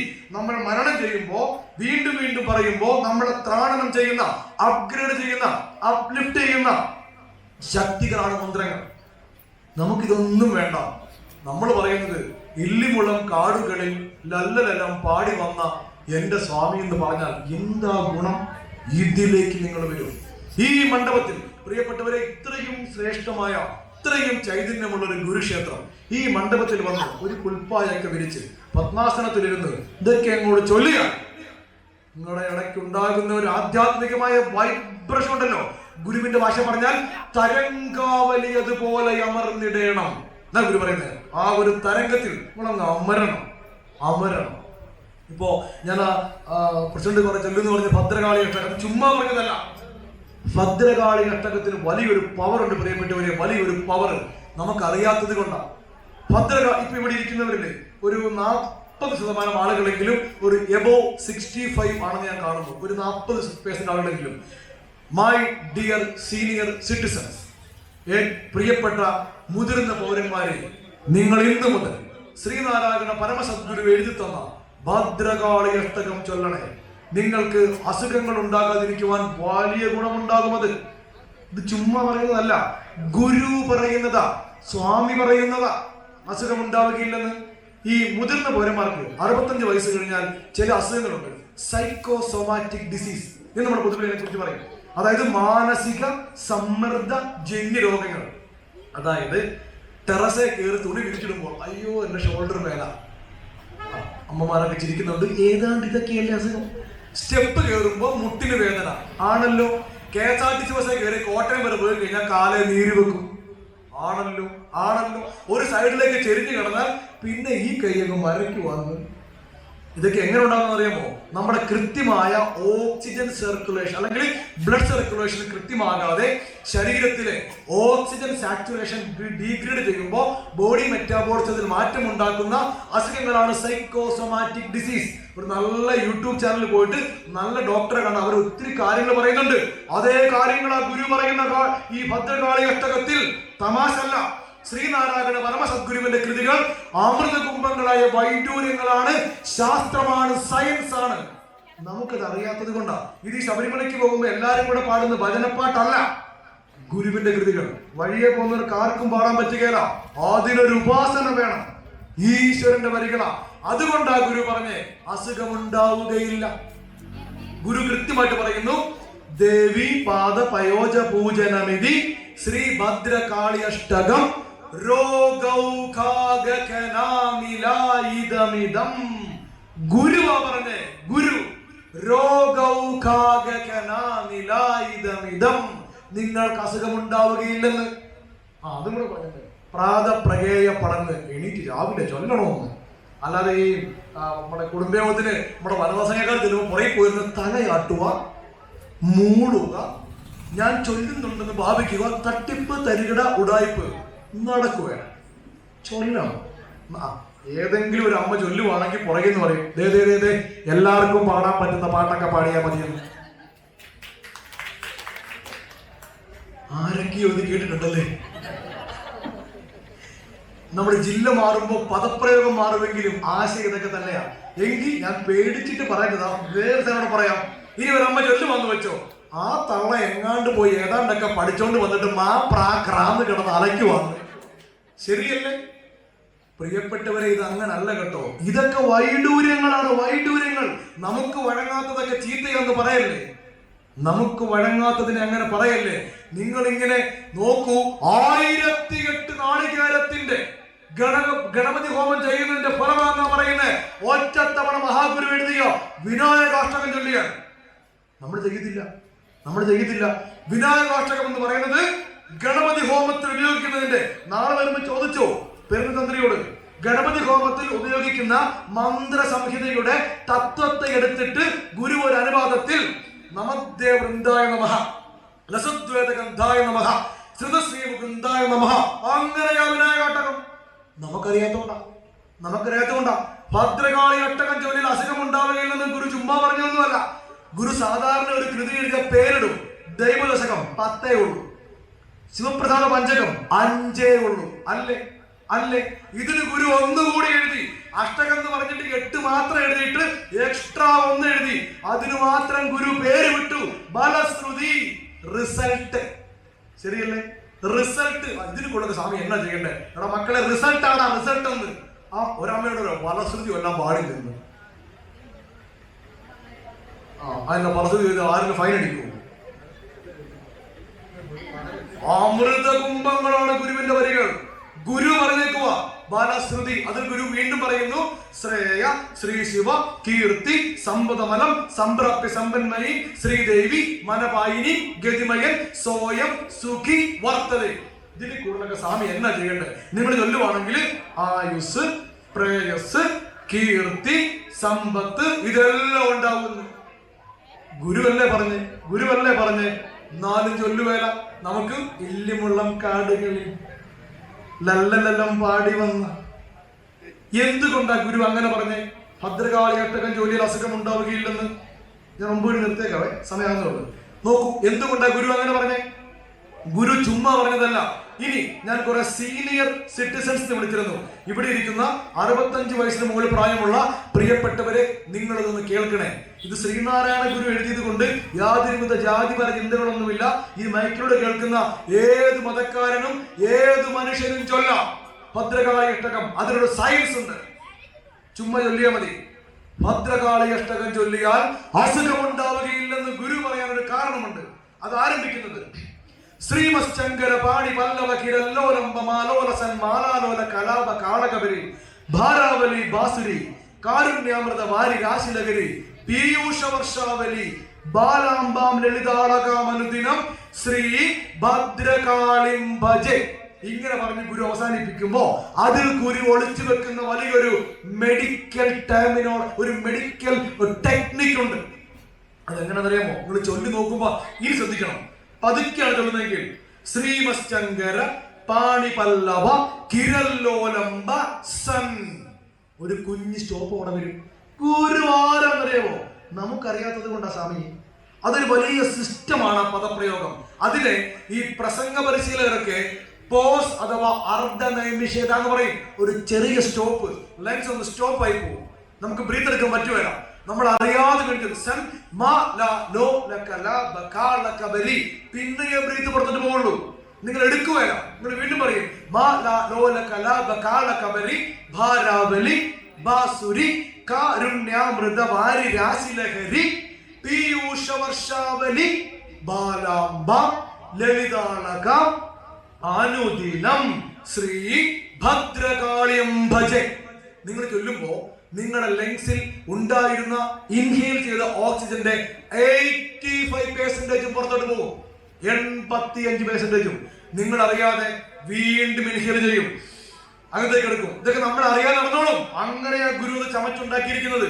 വീണ്ടും ബാലാർക്കായുധ കോടിബാസുര കിരീട ആമുക്ത മുഗ്ധാളക ശ്രേണി ശോണിത ശോണിമാതര പൊടി വീടീര സാസ്വാദിനി പാടി രാതി സുഗന്ധി ചൂചുകതടി ചാടി കുട്ടീരസ്തനി കോടി വൃന്ദ സമാനധാടി യുയുധി ശ്രീഭദ്രകാളിയം ഭജെ. വീണ്ടും പുറത്തു പോകും. നിങ്ങൾ നടക്കുക, നിങ്ങൾ പിന്നെ പറഞ്ഞു നോക്കിയാൽ മതി. അടുത്തത് അങ്ങനെയാ. ഹേലാധാരിക ധാരിക സുരശിര ശ്രീവീരപാണോന്മത ശ്രേണി നിന്ദിത വാസിക അമരസരോജ അമരത്വം. എന്തൊക്കെയാണെന്നറിയാവോ? എന്തൊക്കെ പ്രിയപ്പെട്ടവരെ, നിങ്ങൾ ഇങ്ങനെ ചൊല്ലിയ ഒരു 6 മാസം കഴിയുമ്പോ, മൈ ഡിയർ സീനിയർ സിറ്റിസൺസ്, എന്റെ പ്രിയപ്പെട്ട മുതിർന്ന പൗരന്മാരെ, ചൊല്ലിയ ഒരു 6 മാസം കഴിയുമ്പോ ലങ്സിന്റെ 2 പോർഷനും സ്റ്റിമുലേറ്റ് ചെയ്യപ്പെടും. അതോടുകൂടി നല്ല ബ്രീത്തിങ് കേപ്പബിലിറ്റി ഉണ്ടാകും.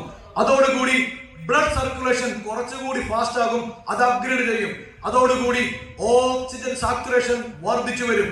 ബോഡി മെറ്റാബോളിസം ട്യൂൺ ചെയ്യപ്പെടും.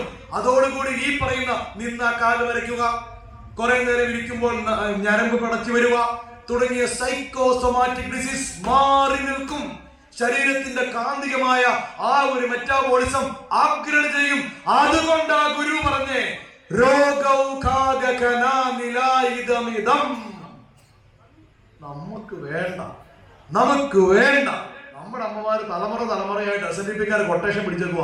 അമ്മേ നാരായണ, ദേവി നാരായണ, ലക്ഷ്മി നാരായണ, ഭദ്രേ നാരായണ. ഇത് മോശമൊന്നും അല്ല കേട്ടോ, ഇത് നല്ലതാണ്, അത് ശ്രേഷ്ഠമാണ്. ഇതും കൂടി ചൊല്ലി നിങ്ങൾ, ഭദ്രകാളി അഷ്ടകം കൂടി ചൊല്ലി നിങ്ങൾ ഈ മണ്ണിൽ ഈ ഭഗവാന്റെ മുമ്പിൽ വന്നിട്ട് ചൊല്ലി നോക്കിക്കേ. സമയമുള്ളപ്പോ, സമയമുണ്ട്. ഈ 2 കിലോമീറ്ററൊക്കെ അടുത്ത വീടേക്ക് ഡെയിലി വാ, ചൊല്ലിട്ട് പോകും. കുടുംബം വേറെ ലെവലാണ്. നമ്മൾ ചെയ്യേണ്ട, നമ്മൾ നോക്കാൻ, നമുക്കിതൊന്നും വേണ്ട.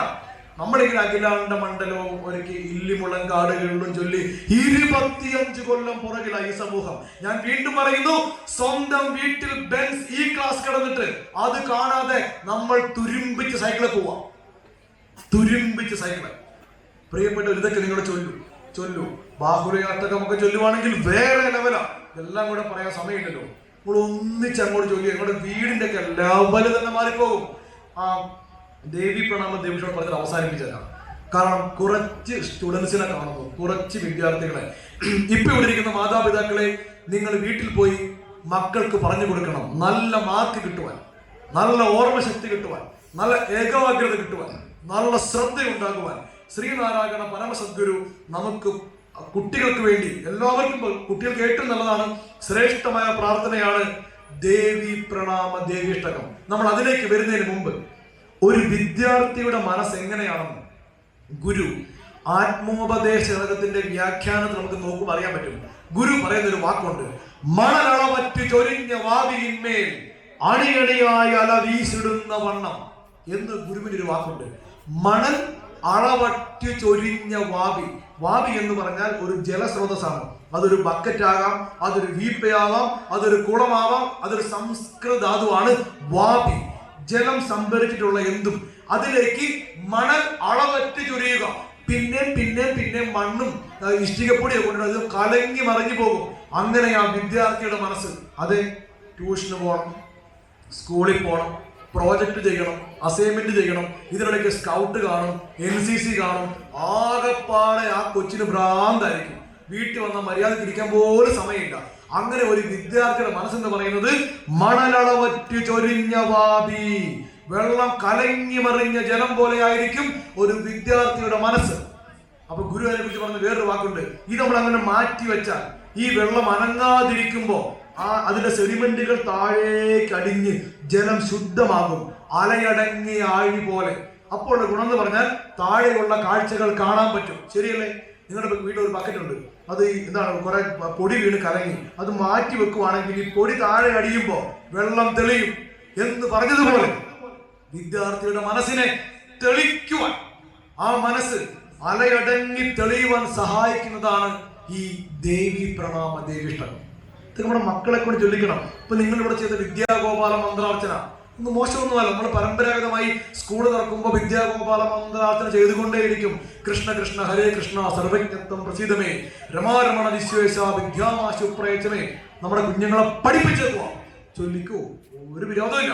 അതോടൊപ്പം മഹാഗുരു ചമച്ചു നൽകിയ ഈ ഒരു ശ്രേഷ്ഠമായ സരസ്വതി ഉപാസന, സരസ്വതിയെ ഗുരു വിളിക്കും കേട്ടോ, സരസ്വതിയെ ഗുരു വിളിക്കും. അതിന്റെ പ്രത്യേകത മലയാള ഭാഷയുടെ പദങ്ങളെ പെറുക്കിയെടുത്ത് ശ്രീനാരായണ സദ്ഗുരു ഇന്ദ്രജാലം കാണിക്കുകയാണ്. ഇന്ദ്രജാലം. പ്രിയപ്പെട്ടവരെ, ഈ പദപ്രയോഗ ശൈലിയിലൂടെ ഗുരു ചമച്ചുണ്ടാക്കിയിരിക്കുന്ന ഈ വരി പോലെ ഒരു വരി എഴുതണമെങ്കിൽ നാം ഇപ്പോ മഹാകവികൾ എന്ന് പറയുന്നവരൊക്കെ ഒന്നുകൂടെ ജനിക്കണം. ഇത് ഗുരുവായതുകൊണ്ടാ വിലയില്ലാത്ത. ഇത് SNDP-ക്കാർ ചൊല്ലുന്ന പ്രാർത്ഥന ആയതുകൊണ്ടാ ആർക്കും അത്ര വിലയില്ലാത്ത. നമുക്കും വിലയില്ലല്ലോ, നമ്മുടെ കൊല്ലത്തില്ലല്ലോ.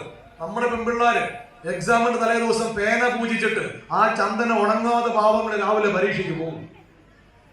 ആ സമയത്ത് ചൊല്ലു ദേവി പ്രണാമ ദേവീഷ്ടകം. അത് ആരംഭിക്കുന്നുണ്ടല്ലോ ഒരു ലളിതഗാനം പോലെയാ.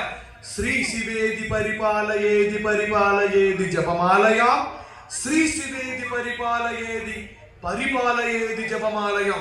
സിമ്പിളായ ഒരു ലളിതഗാനം പോലെയാ. അതിന്റെ ഒന്നാമത്തെ പടിയിലേക്ക് പാദങ്ങൾ വെച്ചാല് നിങ്ങൾ പെട്ടെന്ന് പായൽ പിടിച്ചു കിടക്കുന്ന, തെന്നി മറിഞ്ഞു വീഴുന്ന ഒരു സ്റ്റെപ്പിലേക്ക് കയറുമ്പോ നിങ്ങളുടെ കൈയും കാലും തെന്നി മറിയുന്നത് പോലെ ശരീരം കുലുങ്ങും. പ്രിയപ്പെട്ടവർ, ഒരു പൊട്ടിപ്പൊളിഞ്ഞ റോഡിലൂടെ നിങ്ങൾ സ്കൂട്ടറിൽ പോകുമ്പോ ചാടി ചാടി ചാടി നിങ്ങളുടെ ഷോൾഡറും നിങ്ങളുടെ തലയും കുലുങ്ങുന്നത് പോലെ നമ്മുടെ കുഞ്ഞുങ്ങളുടെ ബ്രെയിൻ കുലുങ്ങും. ഒരു യുവാവ് ജിമ്മിൽ പോയി വെയിറ്റ് എടുത്ത് എക്സസൈസ് ചെയ്ത് മസിൽ ഉണ്ടാകുന്നത് പോലെ നിങ്ങളുടെ ബ്രെയിന് എക്സർസൈസ് ആണ് ഈ കൃതി. ഇതൊക്കെയാ സ്വാമി തന്നേക്കുന്നത്. ഒന്നാമത്തെ ശ്ലോകം താല കുലുങ്ങും നമ്മുടെ പാദഭക്ത ജനപാലനാധിക പരായണ ഭോപയാവഹ ഭൂതമാനസ പുരാണ പൂരുഷ പുരന്തരാദി പുരുപൂജിത സാധു സാധിത സരസ്വതി. ഗുരുവിന്റെ വിളിയാണ്, സ്വാമിയാ വിളിക്കുന്നേ. സരസ്വതി എന്നൊരു സംവിധാനം ഉണ്ടെങ്കിൽ കേൾക്കും, അങ്ങനെയൊന്നുണ്ടെങ്കിൽ കേട്ടിരിക്കും. ശ്രീനാരായണ സദ്ഗുരുവ സാധു സാധിത സരസ്വതി സകല സമ്പ്രദായ സമുദാഹൃത ശാരദ ശശാങ്ക ശേഖര ശിവാ ശിവാ ശിവമുദീയതാം. പ്രൊഫസർ ജി ബാലകൃഷ്ണൻ സാർ പറയുന്ന മിക്കവാറും പിള്ളേര് ഒന്നാമത്തെ സ്റ്റെപ്പ് എടുക്കുമ്പോഴേ പുസ്തകവും മടക്കി എസ്കേപ്പ് ആവും. ധൈര്യമുള്ളവർ രണ്ടാം ശ്ലോകത്തിലേക്ക് പോകും. ധൈര്യമുള്ളവർ, അതും മറ്റൊരു രീതിയാണ്. നമ്മുടെ കാലം മുള്ളു കൊള്ളുന്നത് പോലെ നമുക്ക് വല്ലാത്തൊരു കുലുക്കുന്ന നീല നീരത നിഭാ നിശാകര നികാശ നിർമ്മല നിജാനന ലോലലോചനലലാമശോഭിതലലാടലാലിതലലാപക ശാലിദാശകുല ശാരദാചരണചാരി ശാശ്വത ശുഭാവഹ കാലകാല കമനീയ കാമുക കലാ കലാപകലിതാപദാം. അടുത്ത ശ്ലോകം ചൊല്ലിയാലുണ്ടല്ലോ, അതേക്കുറിച്ച് പ്രൊഫസർ ജി ബാലകൃഷ്ണൻ നായർ സാർ ഒരു പ്രസ്താവന പറയുന്നുണ്ട്. വളരെ ശാന്തമായ ഒരു തണുത്ത പ്രഭാതത്തിൽ ഒരു മലഞ്ചെരിവിലൂടെ, പുൽമേടുകൾ നിറഞ്ഞ പച്ചപ്പ് നിറഞ്ഞ ഒരു മലഞ്ചെരിവിലൂടെ സ്വച്ഛതയാർന്ന മനസ്സുമായി നമ്മൾ നടന്നു വരുമ്പോ അറിയാതെ ഒരു തീക്കനലെ ചവിട്ടിയാൽ എന്ത് ചെയ്യും? ചാടി മറിഞ്ഞെട്ടിപ്പോകും, നമ്മൾ ആകെ വൈബ്രേറ്റ് ചെയ്യും. അതുപോലെ ആ മൂന്നാം ശ്ലോകം ഗുരുവിന്റെ സിസ്റ്റം ഞെട്ടിഞ്ഞമ്മൾ പദം കൊണ്ടുള്ള ഇന്ദ്രജാലം കുംഭി കുംഭ കുജ കുംഭ കുങ്കുമ വിശുംഭി ശംഭു ശുഭ സംഭവ ദ്രംബി ദ്രംബരപുജംബളസ്തനുഷേവ്യമാണ് ചരണാംബുജ ഡിംബ കുംഭി മുഖ ബാഹുലേഖലസംഗക വിദുര പങ്കക ഡാംബികാസുര നികുംഭ ശുംഭ മദനീതനോദ ശിവമംബിക. ഗുരുവിന്റെ വരികളാ. നിങ്ങളാരും അനങ്ങിയില്ലല്ലോ, നിങ്ങളൊക്കെ നോക്കിയിരുന്നല്ലോ. അതെന്താ കാര്യം അറിയാമോ? ആ കൃതി ഉണ്ടാക്കുന്ന കരിസ്മാറ്റിക് പവറാ, ആ പദപ്രയോഗത്തിന്റെ തരംഗാവലിയ. പ്രിയപ്പെട്ടവരെ, നമ്മുടെ മക്കളെ കൊണ്ടൊക്കെ രാവിലെയും വൈകുന്നേരവും പഠിക്കുന്നതിന് മുമ്പ് മഹാഗുരുവിന്റെ ചിത്രത്തിന് മുൻപിൽ നിർബന്ധമാണ്. സരസ്വതിയെ കൂടെ വെച്ചു, ശാരദാമ്മ കൂടെ വെച്ചു, അങ്ങോട്ട് ചൊല്ലിയാലുണ്ടല്ലോ ഇപ്പോ കിട്ടുന്നതിന്റെ 30% മാർക്ക് കൂടുതൽ കിട്ടിയില്ലെങ്കിൽ അവർക്ക് നല്ല ഓർമ്മയുണ്ടാകും, അവർക്ക് നല്ല ഏകാഗ്രത ഉണ്ടാകും, അവർക്ക് നല്ല ശ്രദ്ധയുണ്ടാകും, അവരുടെ ബുദ്ധി കൂർമ്മതയുള്ളതായി മാറും. അല്ലാതെ എക്സാം എഴുതാൻ സരസ്വതി കൂടെ നിങ്ങളുടെ കൂടെ ഹോളിലൊന്നും വരത്തില്ല. നിങ്ങൾ തന്നെ പഠിക്കണം, നിങ്ങൾ തന്നെ എഴുതണം. പക്ഷേ അതിനുള്ള വലിയൊരു പ്രേരണയും ഉത്തേജനവും ഉണ്ടാവും. ഇതിനൊക്കെ സഹായിക്കുന്നതാണ് ശ്രീനാരായണ സദ്ഗുരു തന്നിട്ടുള്ള പ്രാർത്ഥനകളും ഉപാസനകളും.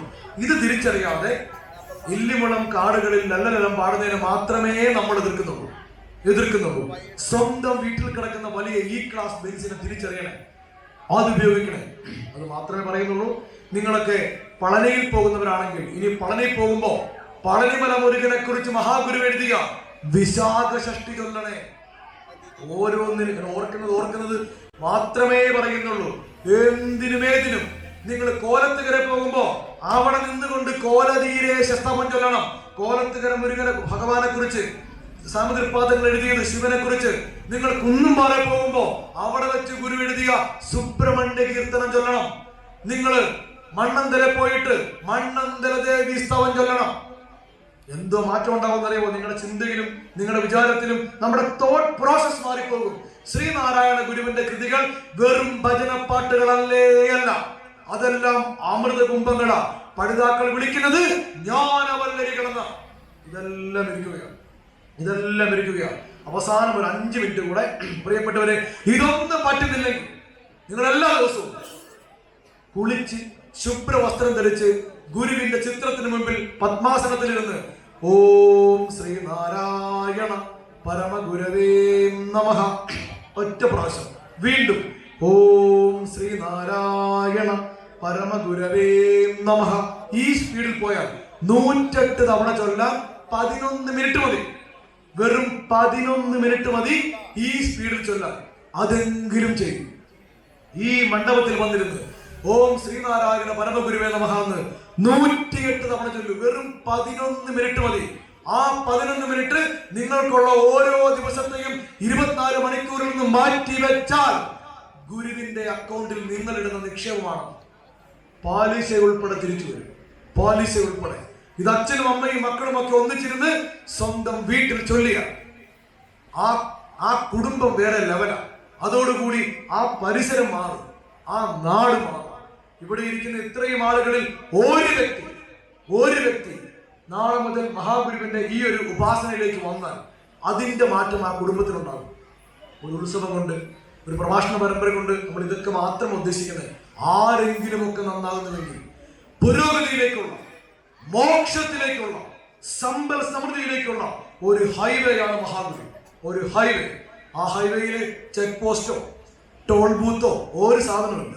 ധൈര്യമായിട്ട് യാത്ര ചെയ്യാം. താല്പര്യമുള്ളവർക്ക് ആ ഹൈവേയിലേക്ക് വരാം.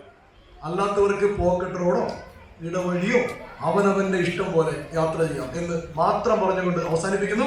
ഒരുപാട് പോയാൽ എനിക്കും ഒരു പ്രശ്നമുണ്ട്. വീട്ടിൽ ചെല്ലുക, ബാഗ് എടുക്കുക, നേരെ എയർപോർട്ടിലേക്കാണ്. നാളെ രാവിലെ 10 മണിക്ക് മുംബൈയിലെത്തണം. മുംബൈ ശ്രീനാരായണ മന്ദിര സമിതിയുടെ ഫംഗ്ഷനിൽ പങ്കെടുക്കുവാനുണ്ട്. അപ്പോൾ 4:30 ടേക്ക് ഓഫ് ആണ്. 2 മണിക്കെങ്കിലും എനിക്ക് റിപ്പോർട്ട് ചെയ്യണം. കുട്ടികൾ അവിടെ വെയിറ്റ് ചെയ്യുന്നുണ്ട്. അതുകൊണ്ട് ഇനി അങ്ങ് അവസാനിപ്പിക്കാം.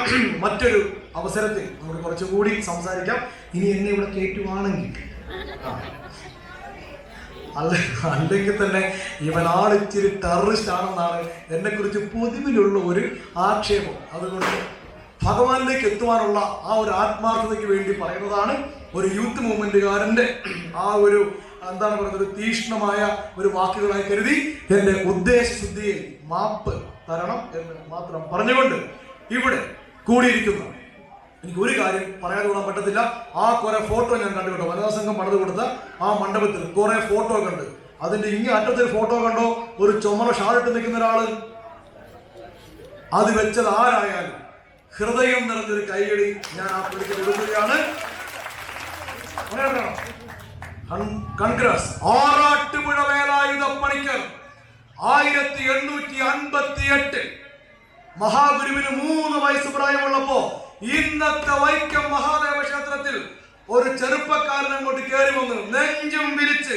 അന്നത്തെ വൈക്കത്തെ ക്ഷേത്രത്തിന്റെ മേൽശാന്തിയുടെ പേരാണ് അവിടെയുള്ള ശങ്കരമല ഇല്ലത്തിലെ നീലൻ മഹാദേവൻ നമ്പൂതിരി തിരുമേനി, അടിയൻ ഒളപ്പമണ്ണ ഇല്ലത്തെ ശങ്കരൻ നമ്പൂതിരിയാന്ന് ഈ പുള്ളി പറഞ്ഞതാണ് കേട്ടോ.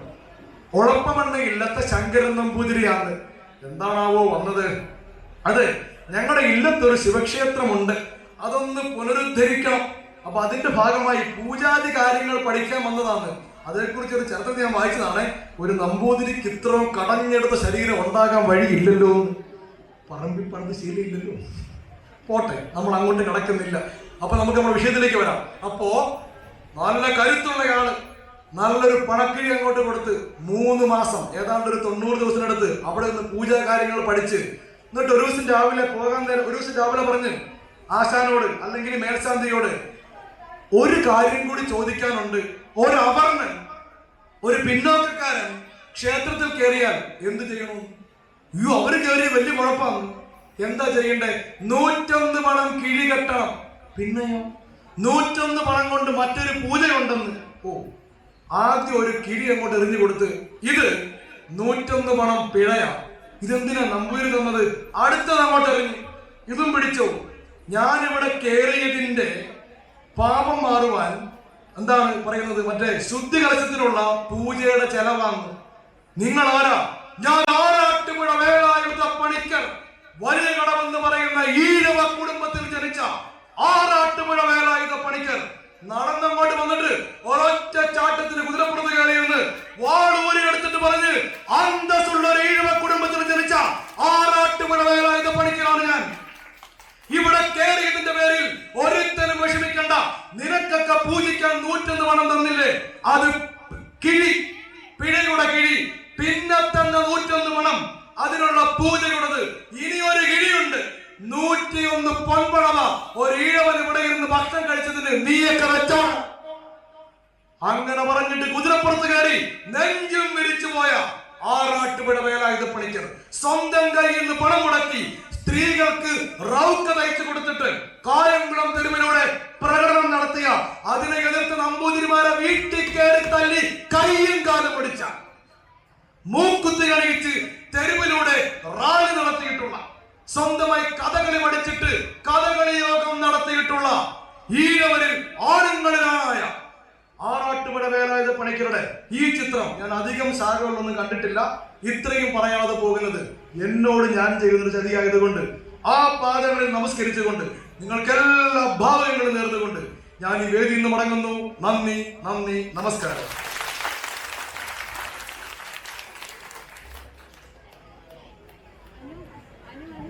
ഇനി നമ്മുടെ പിള്ളേരുടെ ഡാൻസ് ഉള്ളതുകൊണ്ടാണ് ഞാൻ ആദ്യമേ പറഞ്ഞാണെങ്കിൽ പ്രഭാഷണം വെച്ച് കഴിഞ്ഞാൽ പുറകെ പരിപാടി വെച്ചാൽ അത് നമ്മുടെ പ്രഭാഷണത്തെ ബാധിക്കും എന്ന് പറഞ്ഞാണ്. എങ്കിൽ തന്നെ നമുക്ക്